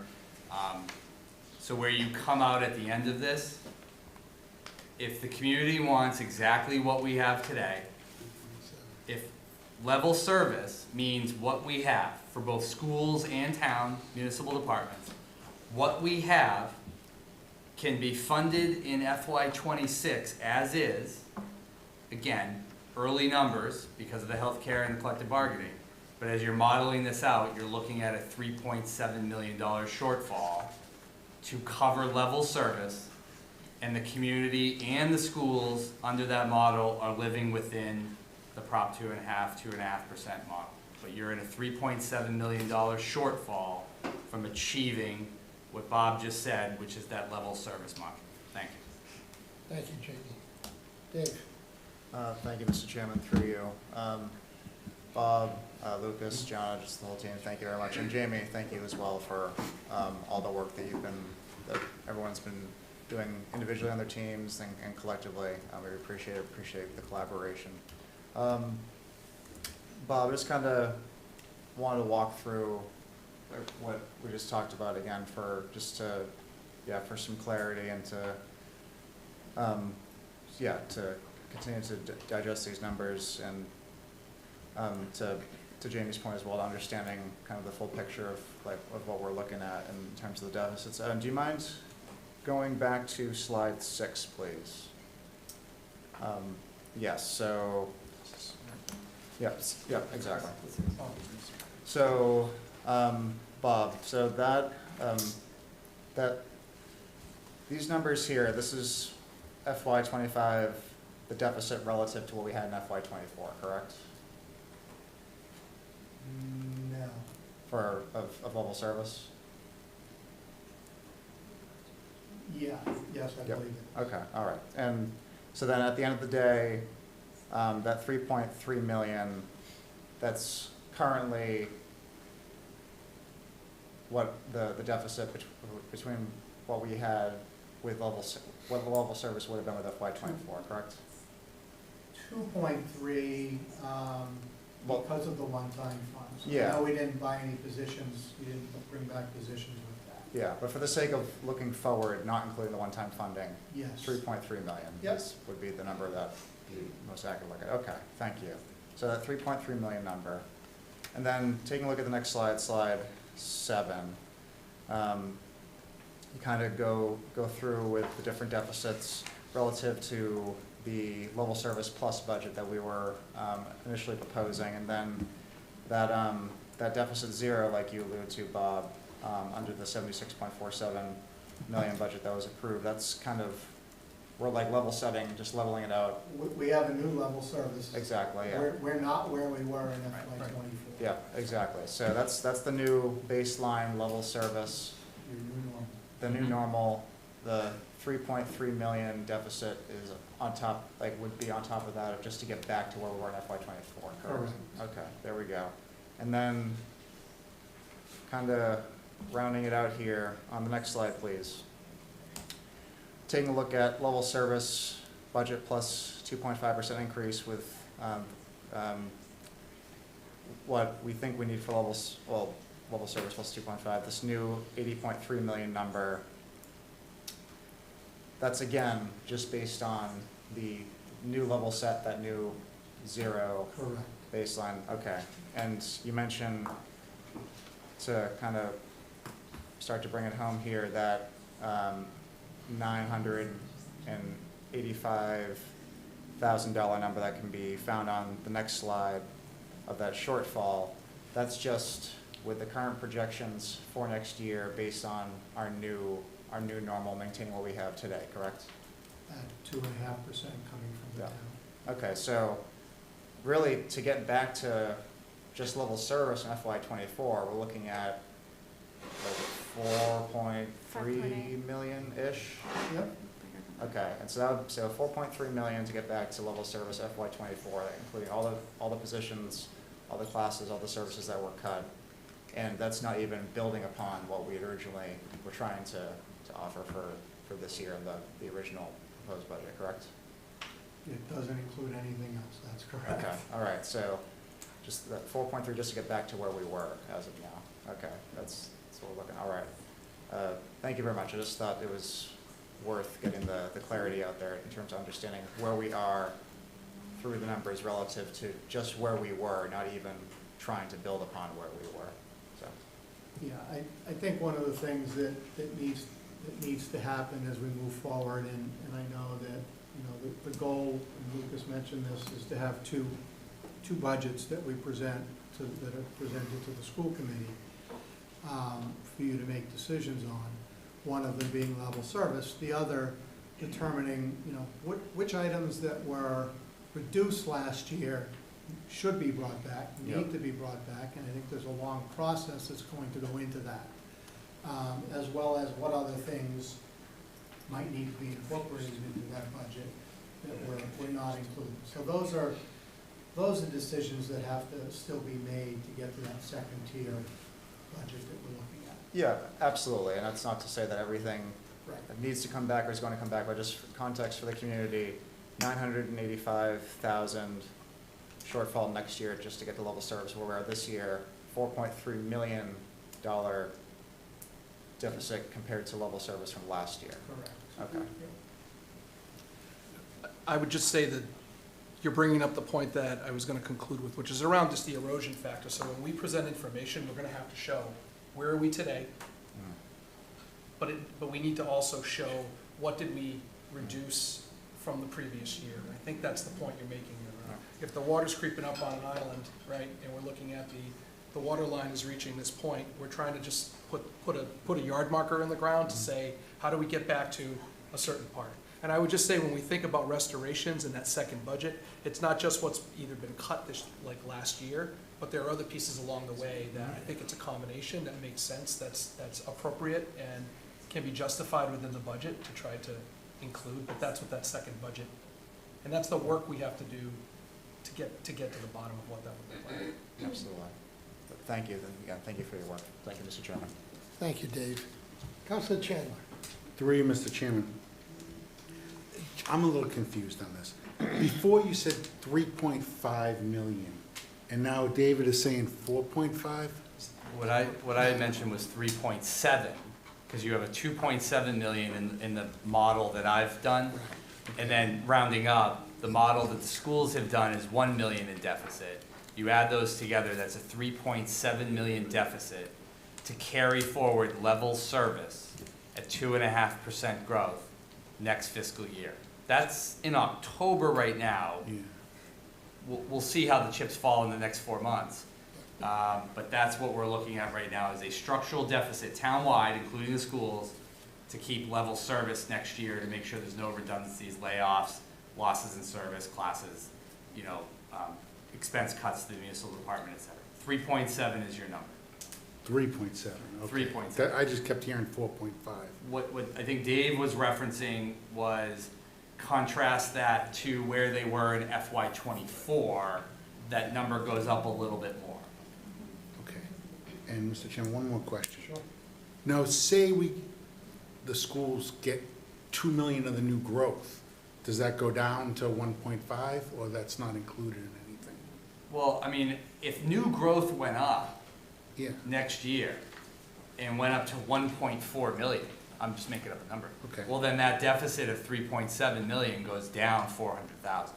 If local receipts go way up, or if local aid goes up, however it is, those numbers change around. The bad side is right now, 13% is a pretty shocking number for healthcare. I'm sure Bob and John were not happy when I had that. I mean, nobody wants to look at those numbers. I mean, it could be worse. We're working with our IAC. Yeah, healthcare's, don't get me down that rabbit hole. I mean, this is a state, we consume a lot of healthcare, and we have almost no competition. I mean, 0.32 has changed the market completely. But unfortunately, those are the numbers, and we also have high loss runs, as I've reported many times before.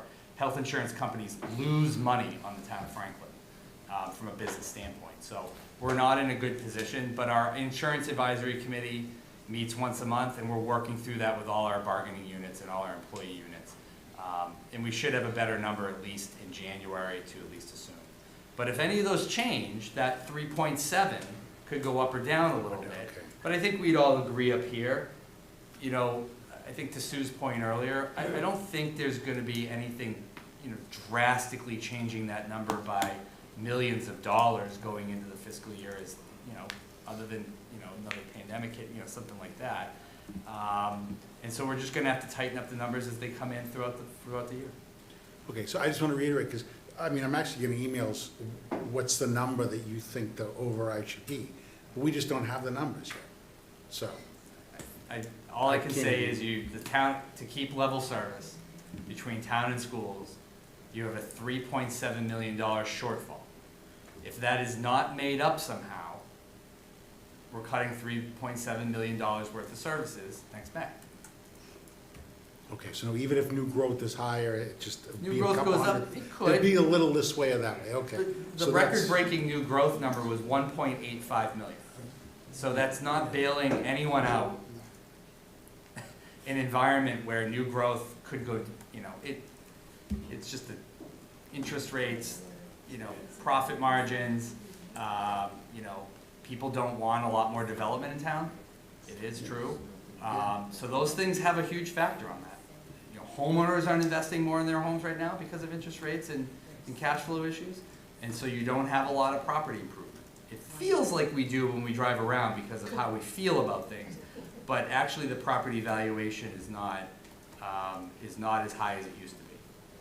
Okay, so I have a 3.5 number, I got you. 3.5 to 4 million is somewhere in your range, exactly. I appreciate that. Thank you, Mr. Chairman. Thank you, Councilor Chandler.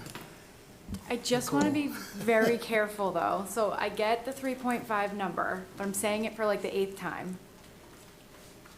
That is the deficit if we don't restore anything. And that is, in my opinion, not where we want to be.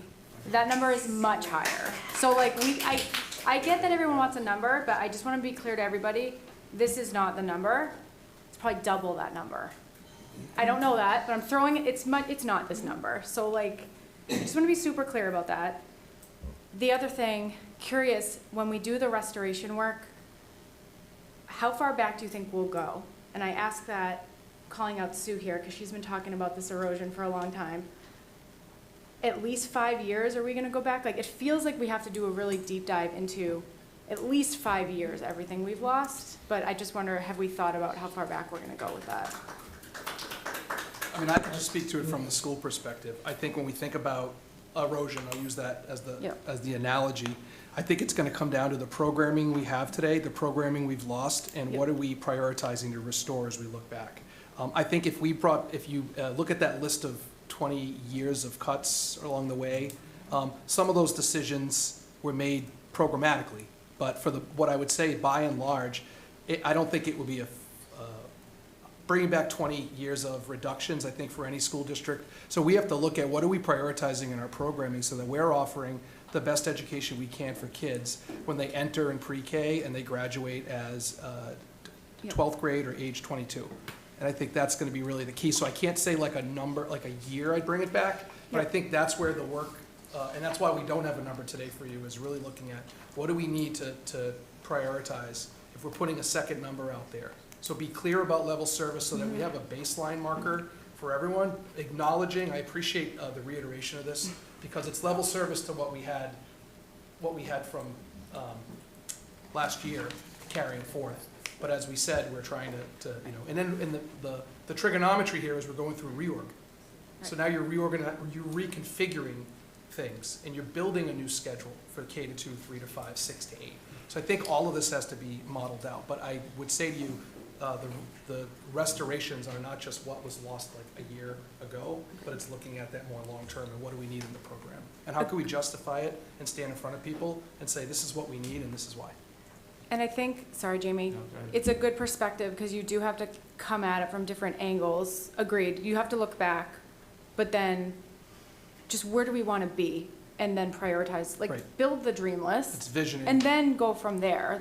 But there is an element, right, of looking back to inform that future decision, but agreed. Like, put the full pile together, and then you noted it as well. We talked a lot about the schools, of course, and I'm fully on board with that, but we have to do this across, right? Other departments have taken some cuts, and I want to make sure they're not forgotten, because we tend to focus on the schools too, but totally agree. Sorry, Jamie.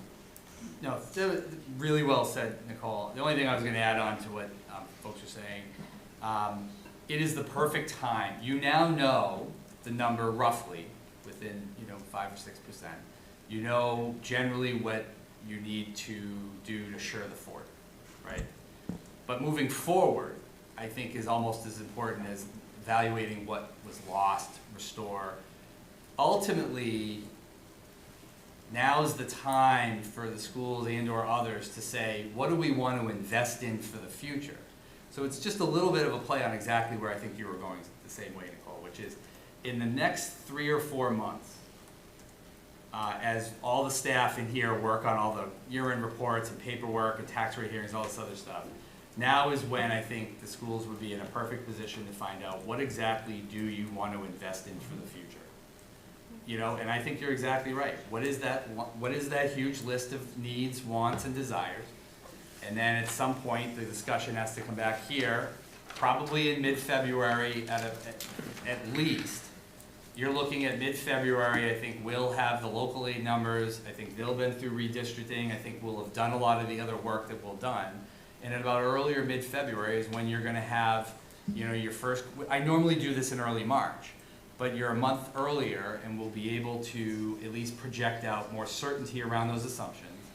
And in between now and then, I think is now exactly the time where engagement with the community, getting out there and talking to people, all departments, I appreciate that, Nicole, and all stakeholders in the community, but what is it that those needs and wants are that you want to invest? Because at the end of the day, if you don't find a way to pay for the 3.7, those are reductions, and we're back in this next year, and we're saying, what do we have to restore?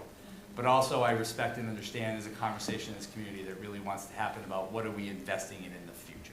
Well, now's your time. You got 90 days, roughly, November, December, January, to do that. Good, thanks. Councilor Frangillo. Sorry, is this not the best time? No, you're fine. Okay. Yeah.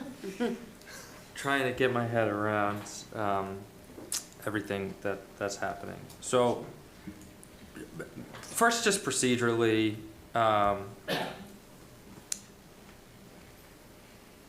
it's a weird balance between transparency and clarity, and I think that we sometimes pat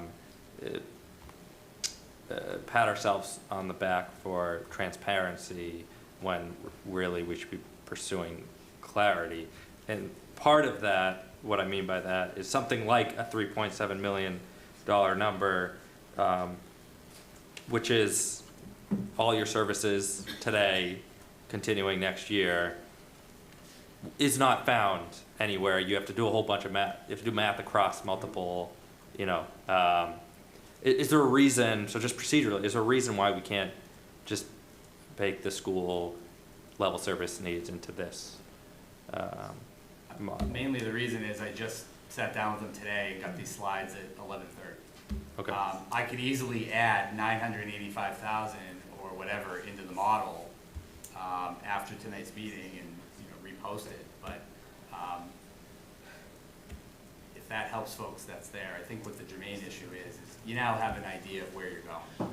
Yeah, I get that that's not the big thing, but I would appreciate that. And I understand exactly what you're saying, Councilor Frangillo. But I also would like to say to the school committee and the school administration, they've done us a service by backing up their budget time frame at least a month, more like Couple, at least, 2 months few. that they've done to get us to where we are tonight. We're not there yet, but I think in what I'm hearing, we're probably looking at January, am I correct, Lucas? Yes, that's the targeted time, is to produce and have a budget for the school committee in January. Okay, Which is, right, that's the timeline. yeah, I'm getting there. One thing at a time, All sorry. right. If I'm unclear, I'm sure others are. Okay, so first, yes, I'd like to have one single document where where it's reflected, here's what we have in 25 and what it would take to have in 26. If I can, Mr. Chairman, I think after the tax rate hearing is probably a good time to do that. Because then I'll have very certain numbers from the tax rate hearing and the budget adjustments for FY25 from the council. And we are happy to put out a summary document adding in what that deficit is. I don't want to, Councilor Joe, think I'm like saying no. Happy to do it tomorrow too if people want. But I mean, at some point we have to bake all this together into a sheet that makes real clear where that deficit is. Yes. Agreed, he's making a good point, so go ahead. You're making a good point, Councilor Okay. Frangela. I don't know what we're going to decide at the tax rate hearing that's going to change this document. A little bit. Okay. New growth will be different, like, yeah, it will change it a little bit. Okay. I think we're, okay. All right, fine. So then in November, we're going to have a better snapshot of just level service in FY26. All right. And then we start to talk about where we go from here. And so what I'm hearing is that in January, you're going to present, are you going to do similar to last year of We're moving multiple up the tiers of timeline. restoration? Yes, so our plan is to put together what we did every year, is just move up the timeline to present what level service looks like, and then a level service plus. I just am letting you know, we've moved up a timeline at a time when we're in the midst of, we're gonna begin at negotiations, we're doing a full reconfiguration of our district, something you don't do for 2 decades. The amount of work, I'm just gonna plug myself here, my team and my plate, the amount of work that's been asked of me for the last 3 years, but never mind this year, is a lot. And I wanna make sure that we're delivering on the actual budget with the right numbers. And I think what we're doing is, as we reconfigure and we wanna build, I'll be the first one in line to say, we have a level service budget, but that is not where we wanna be as a district. We want to model out, what does that plus look like? I think this 3.7 is the stabilization concept, that stabilize. It doesn't restore, but it stabilizes. I think so when I don't know what the terminology will be. I'm gonna try to stick to what we've used before, just to cut down on confusion and taglines. But at the end of the day, that's what I would just say, is like, we are working as hard as possible to move a timeline up when we're not able to take last year's configuration into effect as you're building. It's like building a new company that doesn't have the same employees and the same makeup. You can't take last year's numbers as an indicator. So, but yes, we're moving it up. Our goal is to deliver on a level service budget and identify what plus would look like in a restoration model that includes restoration of programs that are cut, not only from 24, but others along the way. But to be clear with the community, it's not going to have baked in everything from the last 20 years, because I don't know that I would even agree on a program we ran in 2004 when I was teaching. I would want to have in there, but I would prioritize things along the way that we did lose. Okay? Yeah.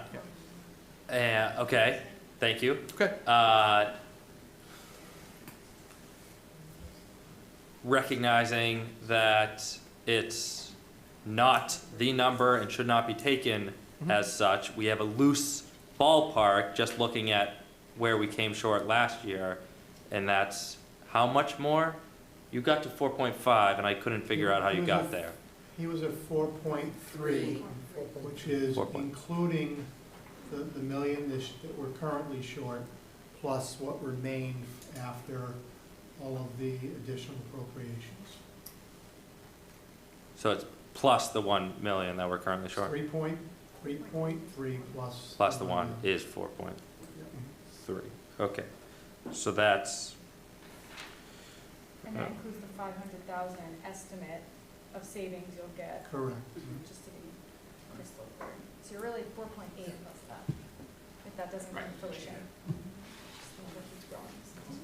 Yeah, but you wouldn't, those savings from reorganization are, unless you would use those positions elsewhere, you wouldn't use it for the same position.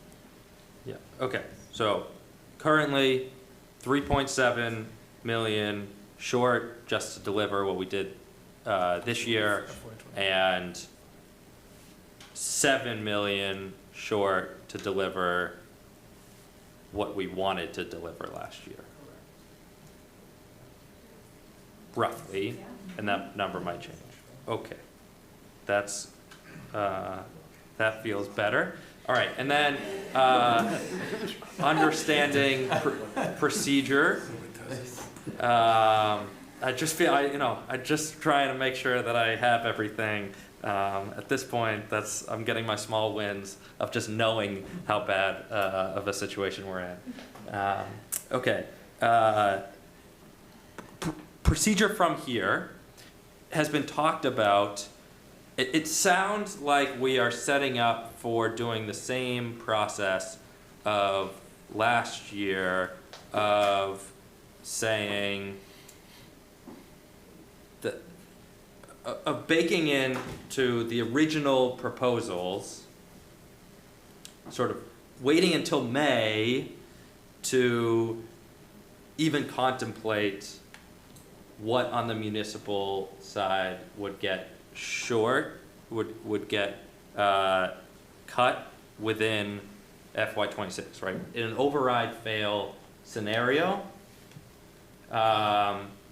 what that budget looks like. Are we open to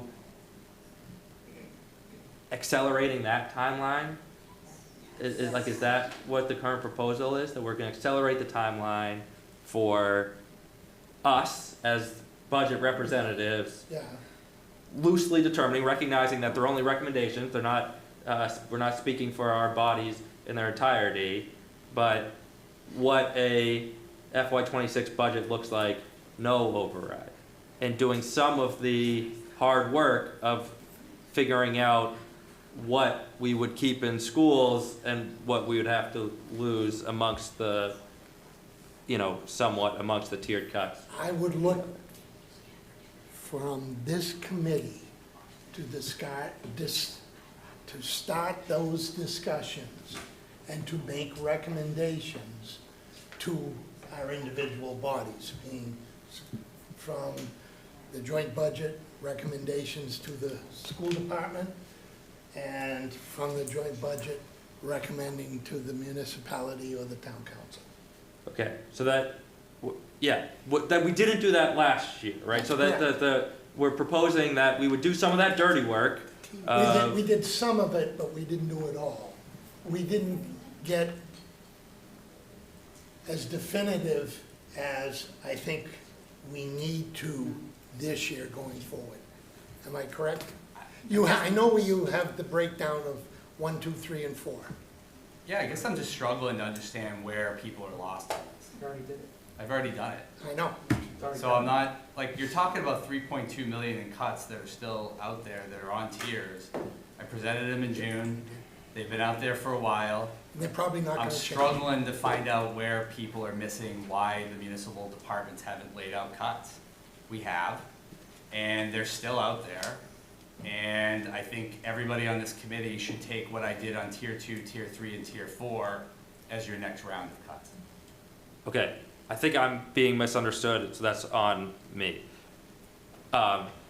Certainly not accusing anyone of not looking within themselves, but rather having the clarity to the town that this is what the FY26 budget would look like without an override versus with an override. And that without an override, we didn't commit to until much later. We didn't start to do the dirty work of what stays in and what leaves. And the question is, are we willing to accelerate that timeline and do so earlier? Well, I think some of that information is available now just because it was late when we did it last year. but that information's available now. All right, I'm trying to figure out what I'm not naming. This body deliberating and choosing what on the items we would recommend to our respective bodies as being In other words, the cuts and not cuts. Let me, Not a list of what could be cut, but rather this is what we will, what Okay. we're recommending that we do. the administration brought forward tier 1, tier 2, tier 3, tier 4. They were never, the only one that was voted was tier 1. Tier 1. Yeah, I have to. We can discuss at this level, tier 2, tier 3, tier 4. Yeah, And I'm guessing that's what you're looking to do, is look at the cuts that were recommended by the administration and maybe change them. and maybe choose which ones in an FY26 that is $3.7 million short, choose which ones we would act on, and choose which ones amongst the school budget we would act on, and have that be a clearer picture. We can certainly do that at this level. We can have that discussion and make that recommendation to the council. Okay, 'cause yeah, and we can talk, I don't know, I'd be interested in other people's opinions, but to me, that feels like how we make this exercise different than last year, and how we be more clear in what's, you know, what your, whatever override would get you. It's either this or this, with some reasonable certainty. As opposed to like keeping it hypothetical until a later situation. I think we're saying very similar things. Yeah, okay. Just Okay. differently. Yeah, okay. No, I think we got, I think we got there, though. yeah. Okay.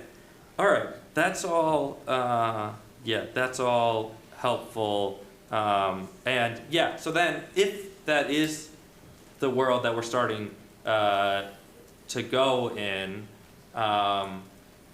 you put together the tier 1, tier 3, tier 4, are you prepared to just look at them again, make sure that that's reflective of how, you know, your priorities and what you would recommend, so that by the time we get the full, you know, in January, the full school budget, we also, here are the multiple tiers, we also have a municipal, here are multiple tiers of service.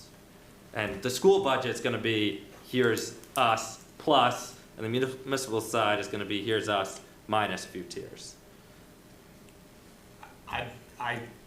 You know, I could, well, obviously at some point, go through and make sure that the numbers that were in those tiers are still dollar for dollar exact. Right. They're gonna be Right. pretty close. Yeah. And I don't think my decision on tier 2, tier 3, or tier 4 is gonna change. Right. I already know every dollar in the municipal budget. I know what's regulatory, I know what's required, I know what the laws are, I know what stature we're at. I know every service inside and out. To George's point, we talk about this, you know, obviously at every meeting. Those tier 2, 3, and 4 cuts are gonna be pretty much exactly the same. Great. You know, maybe there was a couple shifts in tier 1, and I know there was, but other than that, I think the public has a pretty good idea of what they need. But what I will do is I will make sure we quantify exactly what those are and what the impacts to the town will be. That was an opportunity we did not have last year. Correct. And so we'll make sure the department heads illustrate that very clearly in the committee. And to Yeah. have that open discussion.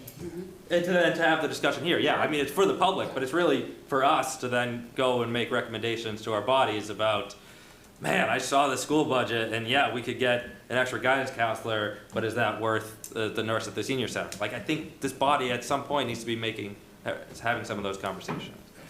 Right. To me, that's the beauty of this body, and maybe we don't. The last quick sentence I'll say is, I really believe that the tier 2, tier 3, and tier 4 cuts speak for themselves. I think it's pretty Great. straightforward. Thank you. Okay.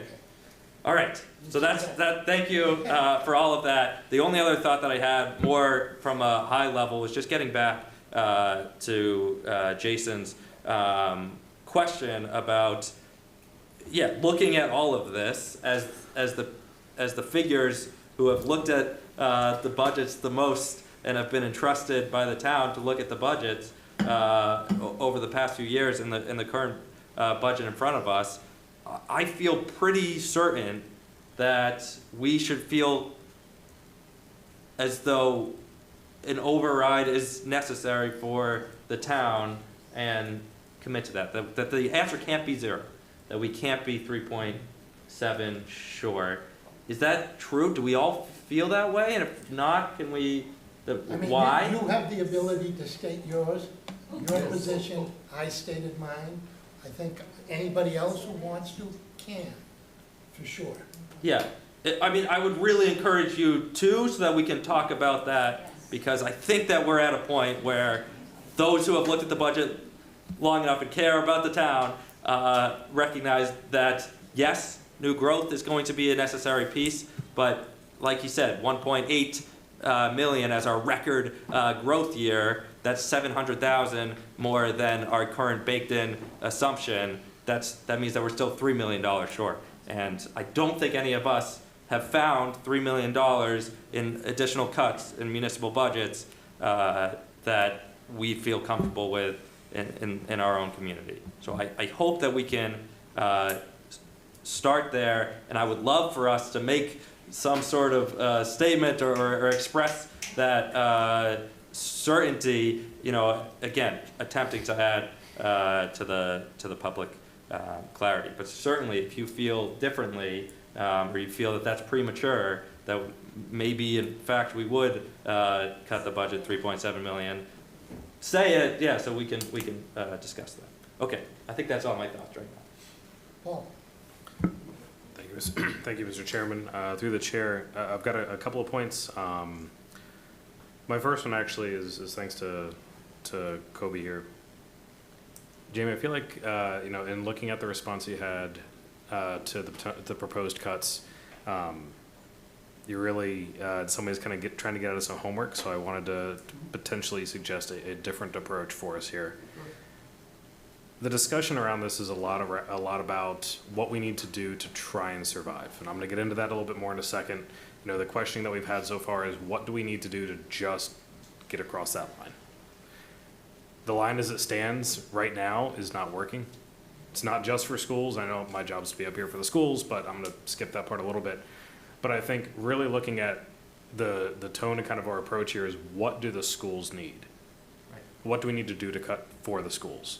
And I think that tone, it creates a challenge, and this is to Melanie's point actually, of if we're only coming at it where, what do the schools need? We're all gonna, there's always going to be that kind of challenge where we have to look at, all right, yes, fine, the police officers may need more support, we may need more help for the fire department, and the schools are needing more. That tension, I think, is something that I'd like to try and avoid here, and if we're going to go through this process,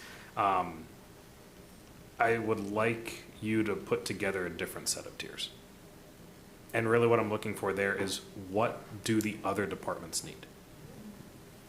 The schools, we went through it. We went through a whole lot of options as to what the school systems could need, what we were gonna have to cut. We were explaining, level service was not gonna be level according to most people's imagination. And I think when we look at it from this perspective of what is the bare minimum for us to get through, we're starting to try and talk numbers here. If we're talking about 3.7, 3.3, 4.3, I need to remind people that that is just to try and survive.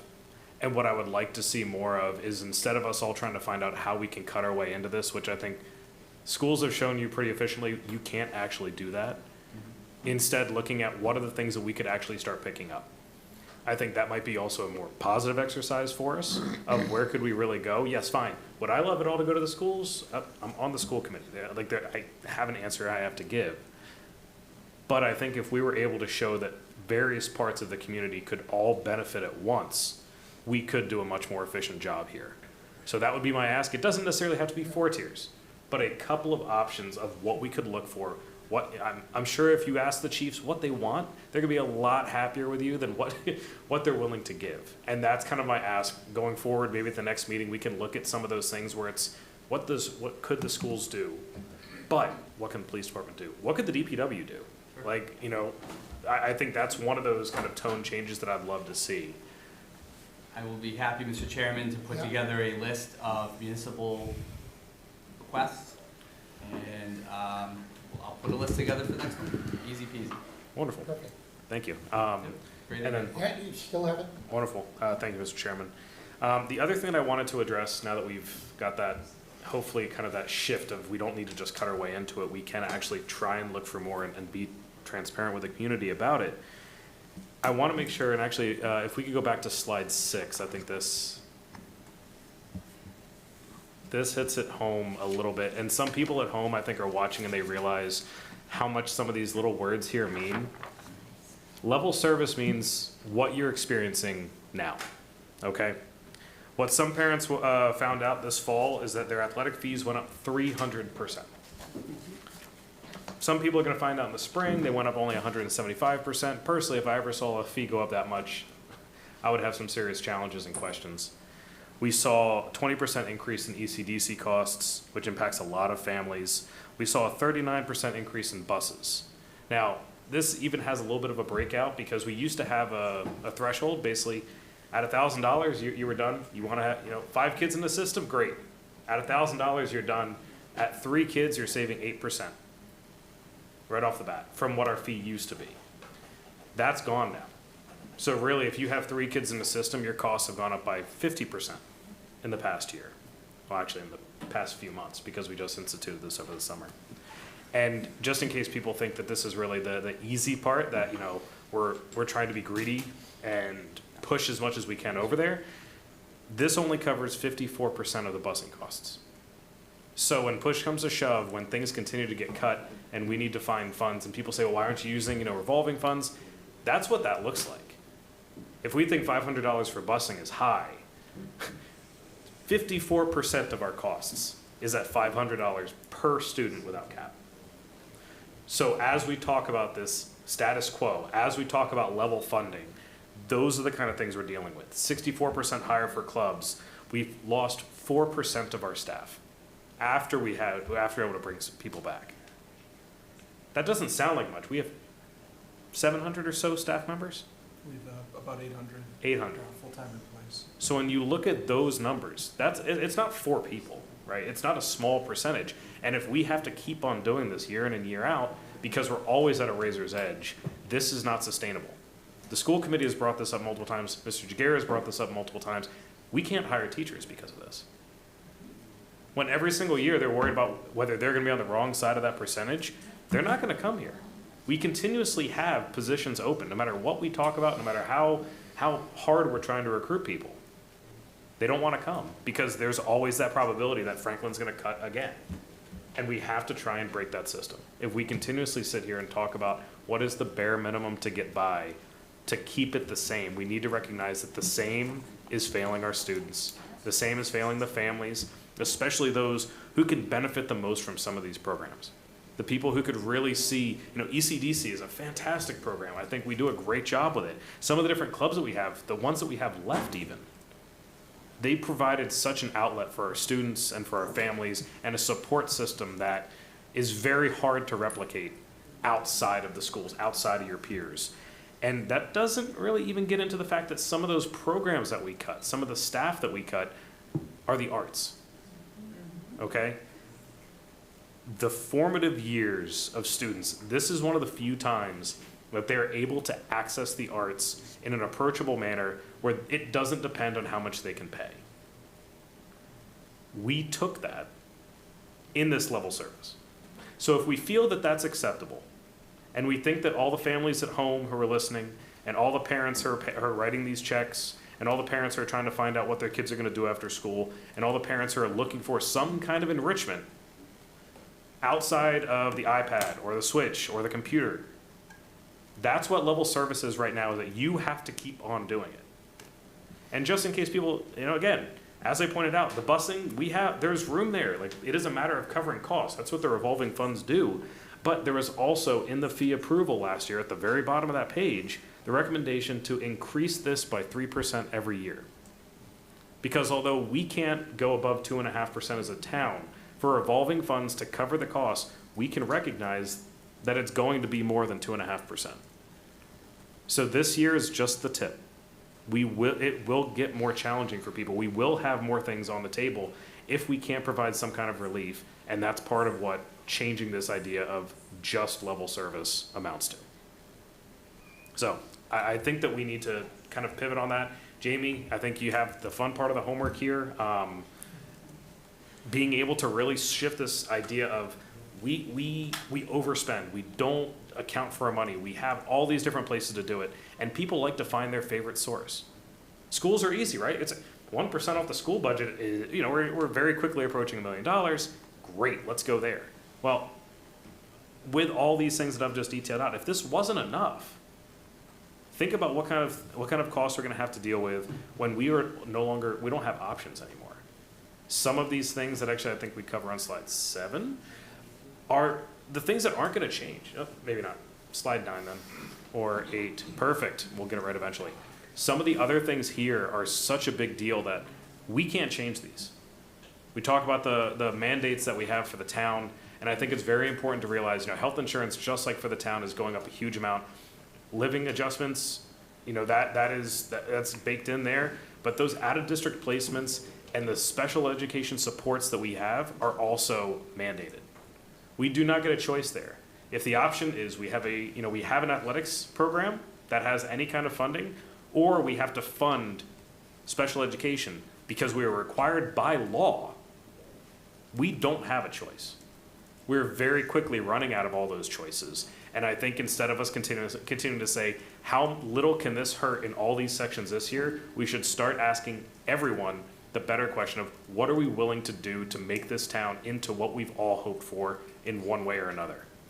Everyone on this panel up here has their own priorities.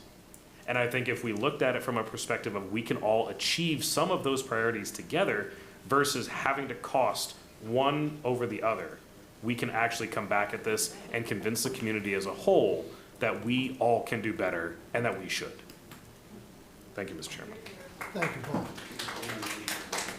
Councilor Chan. Through you, Mr. Chairman. I just have to say something about the municipal side. Paul, you made some great points, but you brought up the fire, DPW, and police. I think you asked what they want. I don't think they want anything extra. They just want their 2.5% and be left alone. So they can come to our house when we need an ambulance, come to our house when we need a cop, and plow our streets.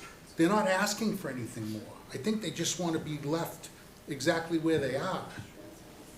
And I think, so that's why I think all those tier cuts didn't pass last time, because we were going to lose paramedics, we were going to lose police, we were going to lose everything.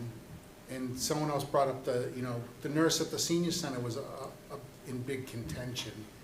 And I truly believe that we needed that there. So,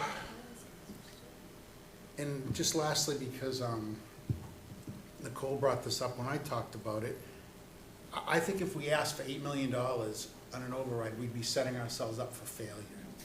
Honestly, I mean, we would fail, I think.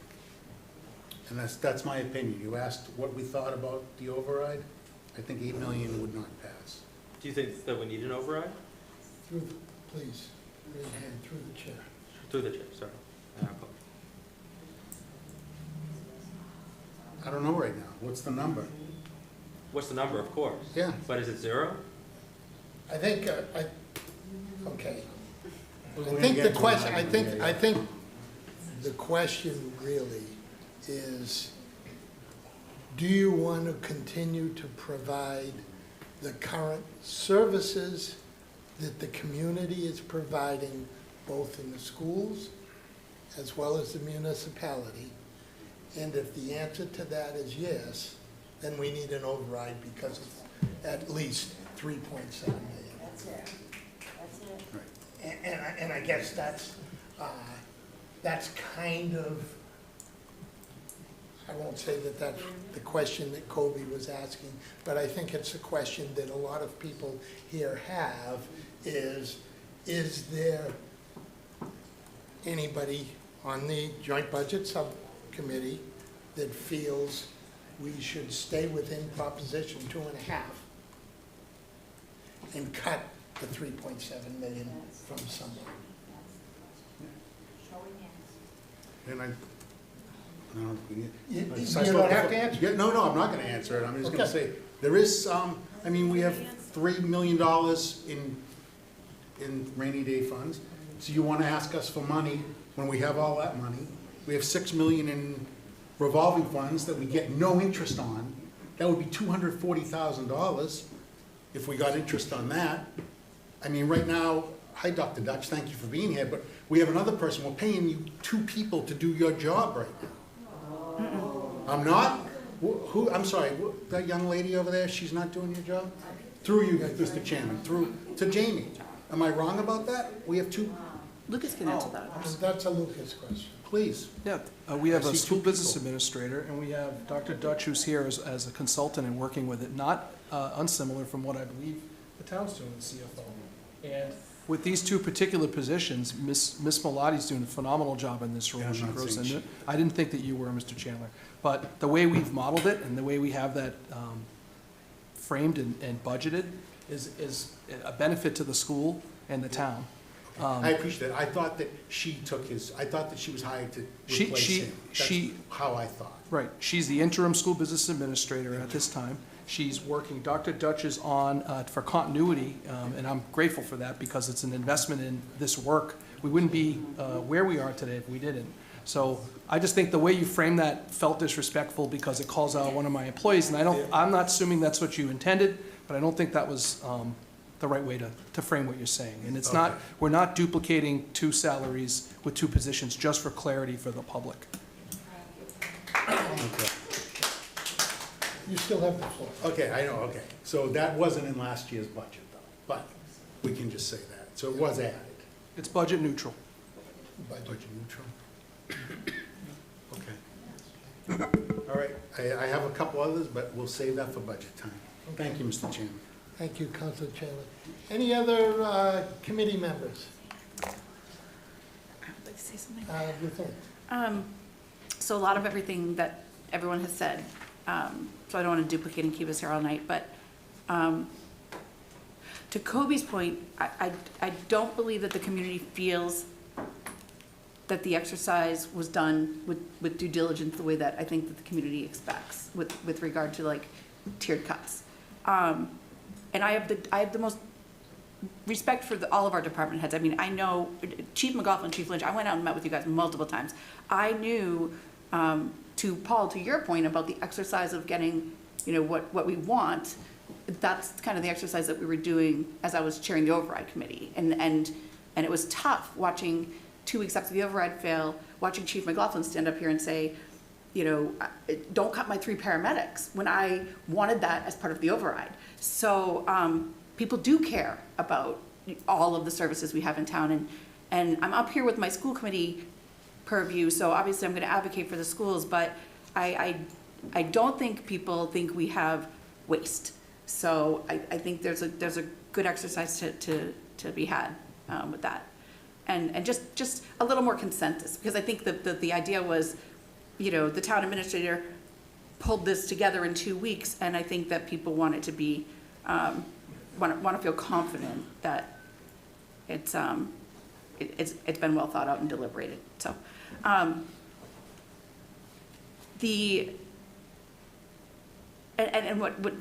what happens with that, and the reason why I'm sort of calling it out as not have significant due diligence put into that was because if it had, I think we would have maybe made some moves right away or had a special meeting right away, but we did have to follow through. Lucas had to lay off 37 people, and then when we got the funds, we had to run and try to get them back before they signed with someone else, and it was difficult because we replace positions, but we lose people that we've trained and developed, and they have connections with these kids and they know our culture, and it's tough, and we do it every year, and so it is to the point that Nicole brought up. It's an opportunity cost every time we go through this exercise, because we become more unstable, or the perception of being more unstable.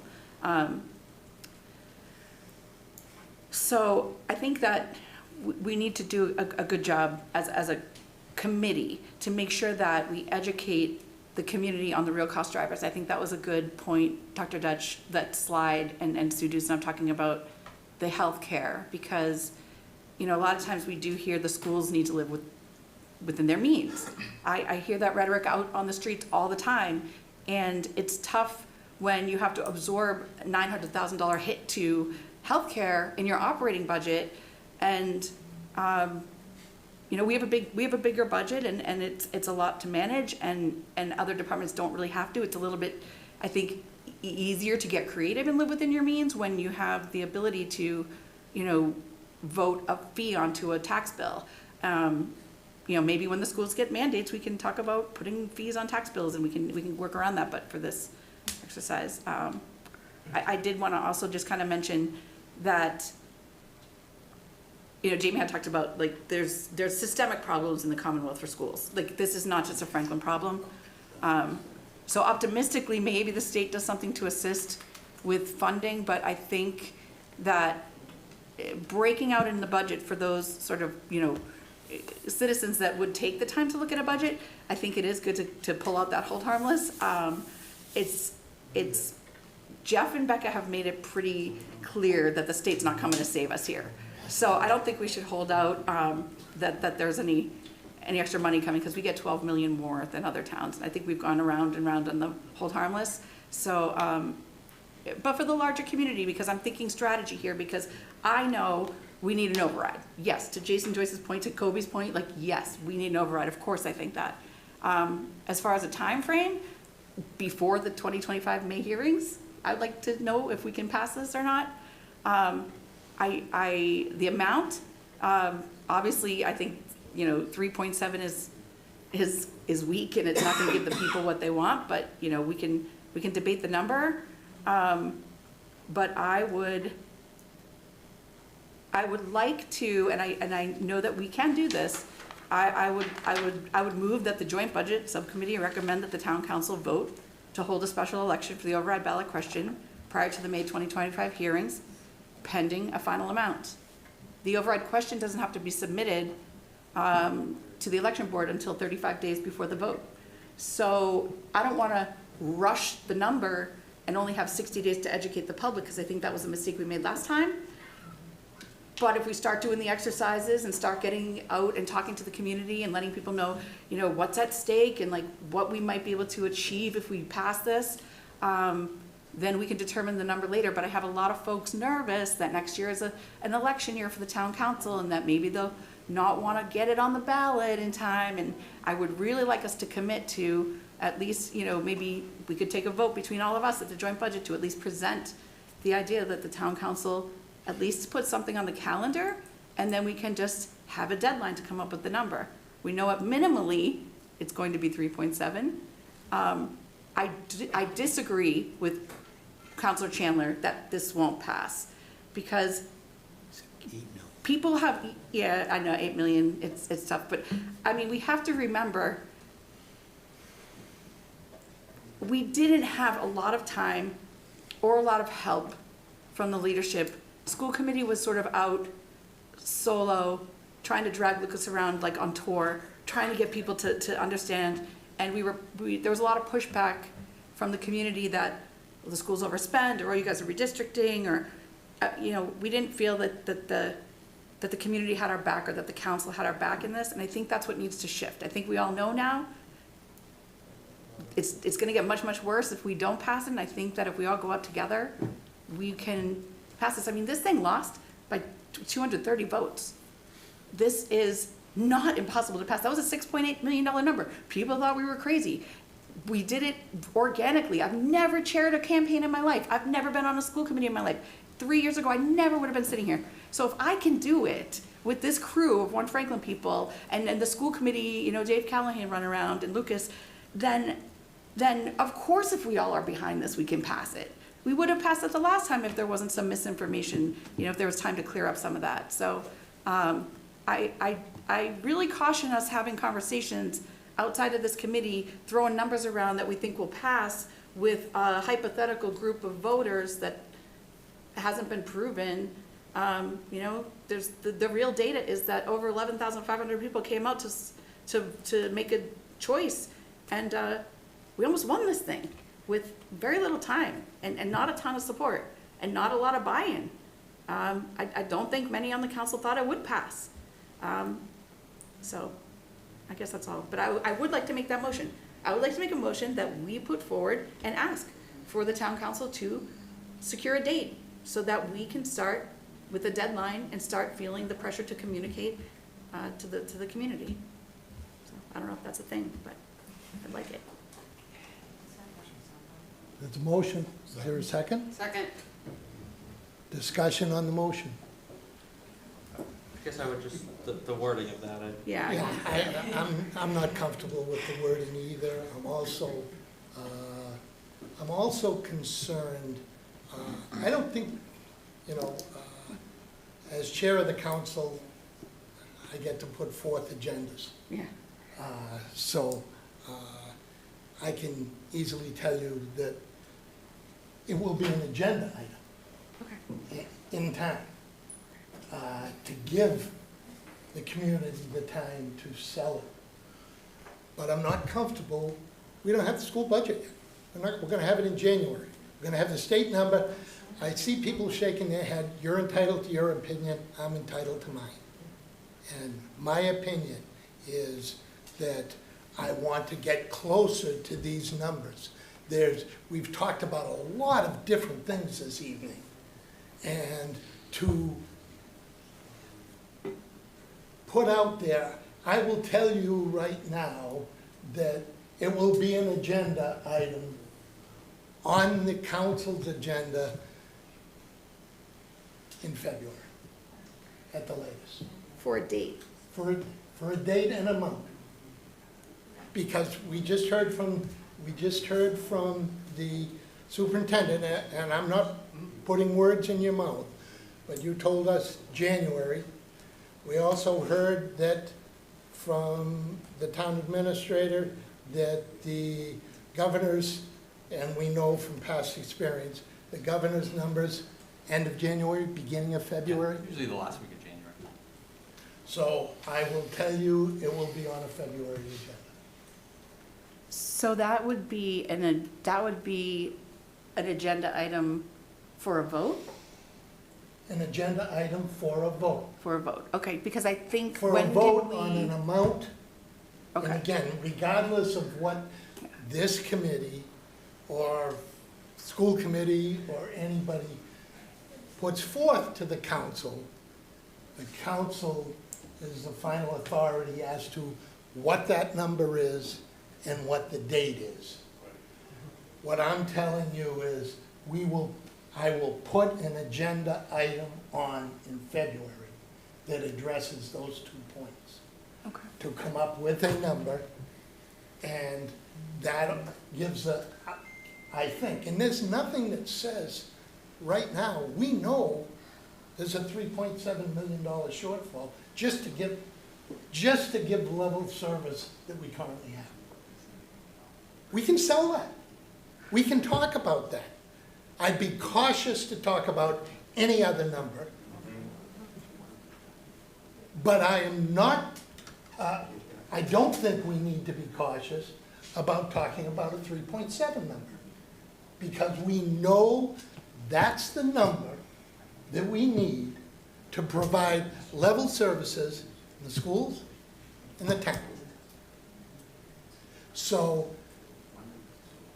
I expressed it at our first joint budget subcommittee meeting, and that we can be out there selling this now and talking about it. And we can talk about it with that number. And we can also say with that number, that's only given us this. We need more than this. And those decisions will be made. And I just think that's a better, again, one man's opinion, I think it's a better approach, but I will commit to this joint budget subcommittee that it will be an agenda item on the council in February. I'm trying to think of what, when did the council vote last year to put it on the ballot for June 11th? I think it's, May 1st. It was May May 1st. Because we didn't get a budget approved, I think, from the schools till mid-April. You guys have moved that up 3 months. We didn't have a request. I don't think we knew exactly what the number was. Right. I think there was differing opinions on that number. And I think, I think to Paul's point earlier, if there's more than 3.7, if you try to vote on that now or soon, you got to answer to the public, well, what's that for? And it's pretty obvious that this group, us, we don't know what that is. Or what will we lose? Well, you can talk about that. I mean, I think that's very clear. I think however the schools want to talk about whatever you would lose of a portion of that 3.7 million, you can easily talk about that. Just like the tiers are already out there, I can tell you exactly what's next on the block. So I think that those issues are already out there, the information's already there, and I still think, to Paul's point earlier, and I do appreciate it, in that 40% on the MOU was a list of stuff that I think wasn't explicitly said because we didn't have the time to really put it all through. We didn't have the time to itemize it. But there were already things of road infrastructure, sidewalk infrastructure, the police and fire capital that was reoccurring, the Councilor Pellegrini and Councilor Cormier legislative every time. I mean, there was items out there that I know Councilor all of you know were part of that.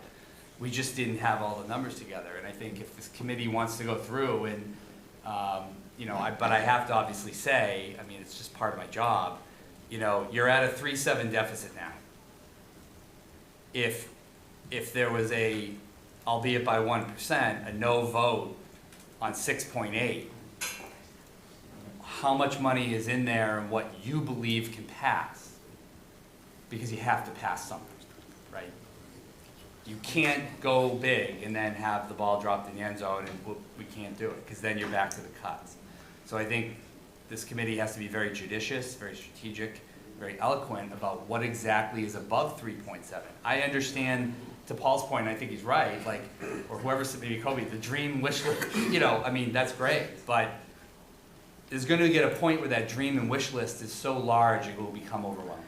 And we have to be careful about the messaging that we're sending to the community, because if there's one thing that came out of the override, okay, voter turnout's not a problem. The voter turnout was incredible, right? The engagement was incredible. We here have to engage more with people to get their sense and opinions of what they're willing to digest, because to Paul's point earlier, yep, a lot of fees went up for schools, and I commend you for doing that and catching up to that. That is it. You've done 3 highly unpopular things this year. Really the 3 hardest things. But the council has also had to raise water rates, sewer rates, trash rates, stormwater rates, fees. They just did the fees last week. All of you have to, I think, gather a temperature in the community of what they're willing to pay in their pockets and what's passable and what's affordable for a lot of people. We just reduced the water sewer bills for eligible income folks from 20% to 50%.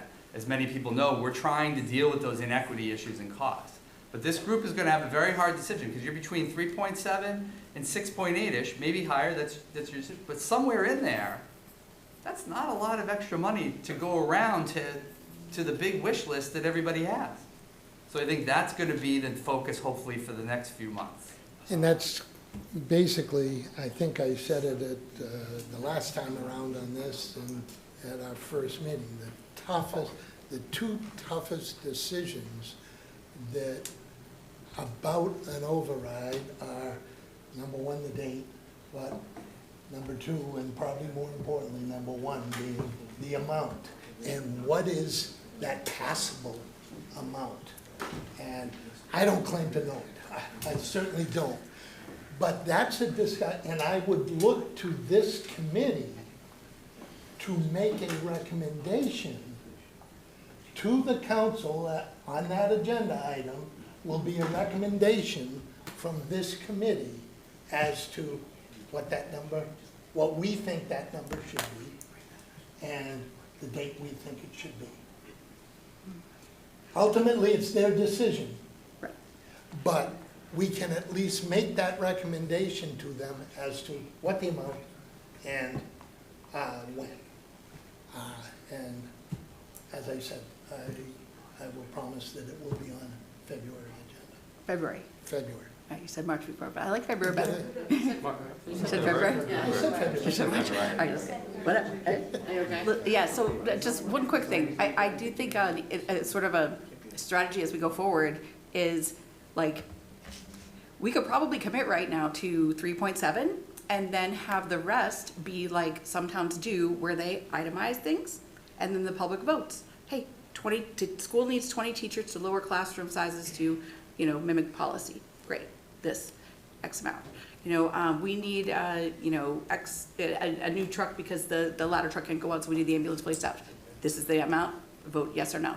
I think that, that way we don't have to predict so easily what the community wants because they will come out and vote for what they want. So the wish list can be those items, and then the prevention of the cut list could maybe be a number that's easier for us to determine without too much, crystal ball fear.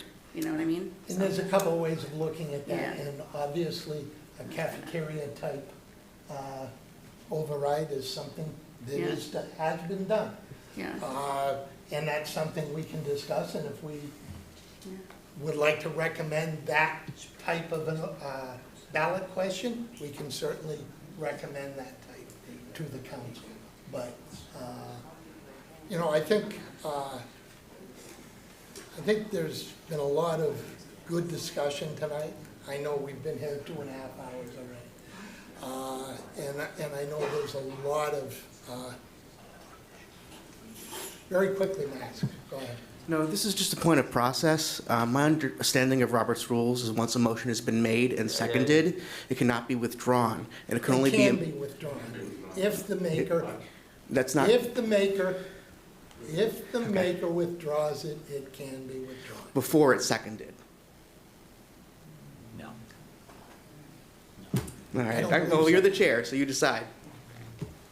I'm comfortable with your decision on that. Are you comfortable with my decision? I'm comfortable with your decision. And if, I appreciate your commitment, and if we're willing to I withdraw. agree. I mean, I'll As a withdraw the committee- motion. I was just gonna say, thank you for the discussion on this question. That's what I wanted. Yeah. That was my second.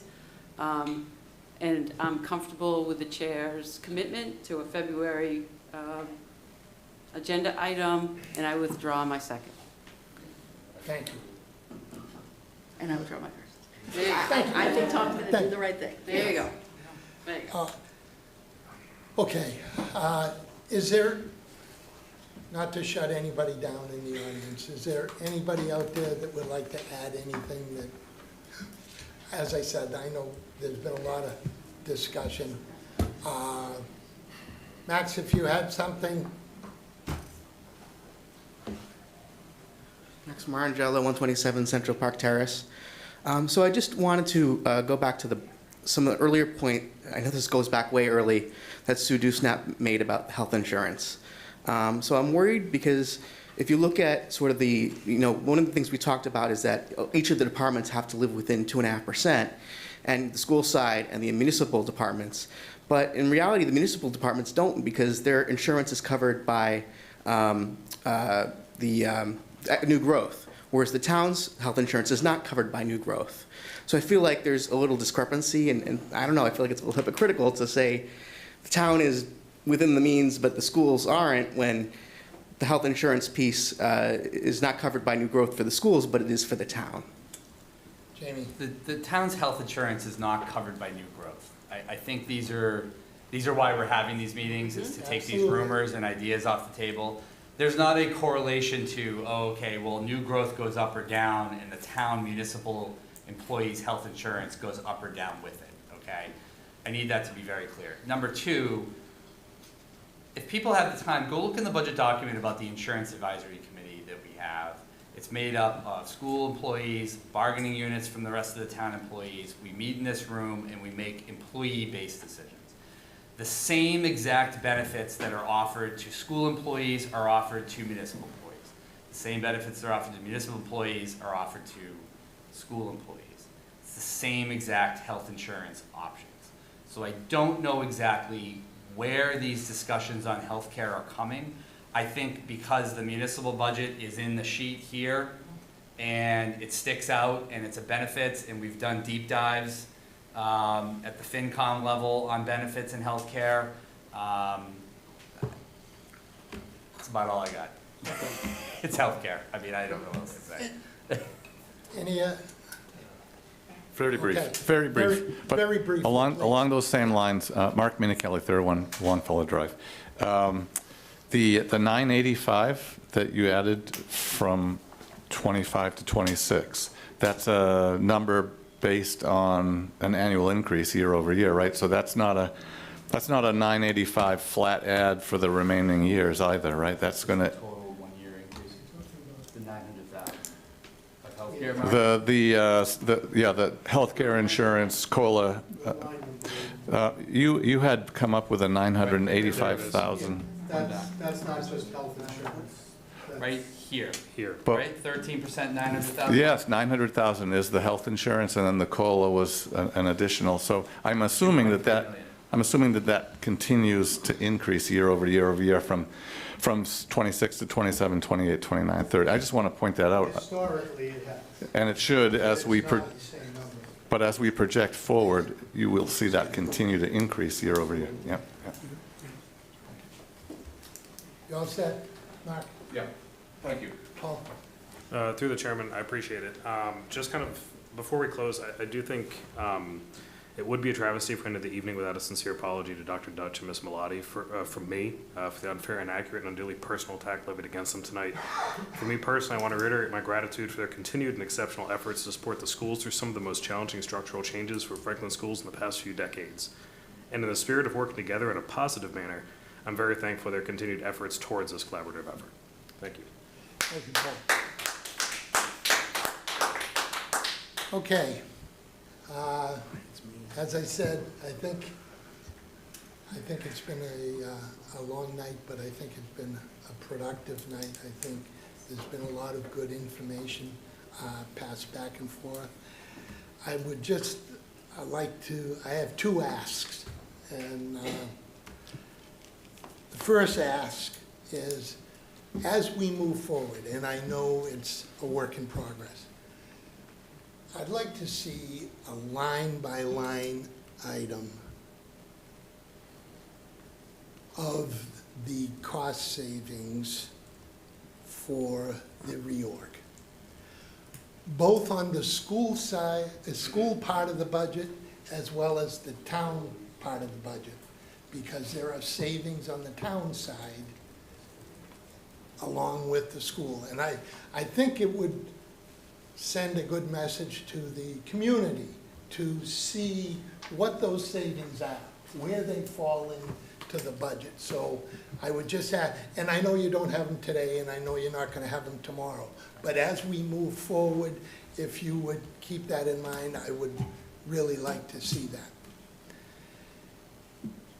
And my second ask is, I'd like to put out a request to the school committee to join the town council in an executive session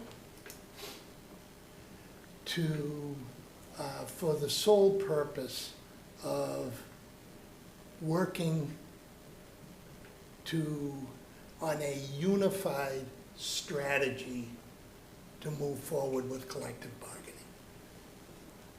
And that way we have both bodies, entire bodies, this isn't this committee, this is the entire school committee, the entire town council, into an executive session for the sole purposes of coming up with, hopefully, a unified approach strategy to collective bargaining. I know the schools are trying to set dates, but and I know we'd have to do this rather quickly, so I would put this to Lucas and to Jamie, maybe to talk to Chair Callahan, and you're talking to him. And see if we could put this together in the not-too-distant future. I also think that sends the right message to the community, that we're trying to work together to solve some of these issues the budgetary issues that we have. So those are my two asks. And unless anybody has anything else, I'd entertain a motion to adjourn. Motion to adjourn. Second. Non-debatable. All those in favor signify by saying aye. Aye. Opposed?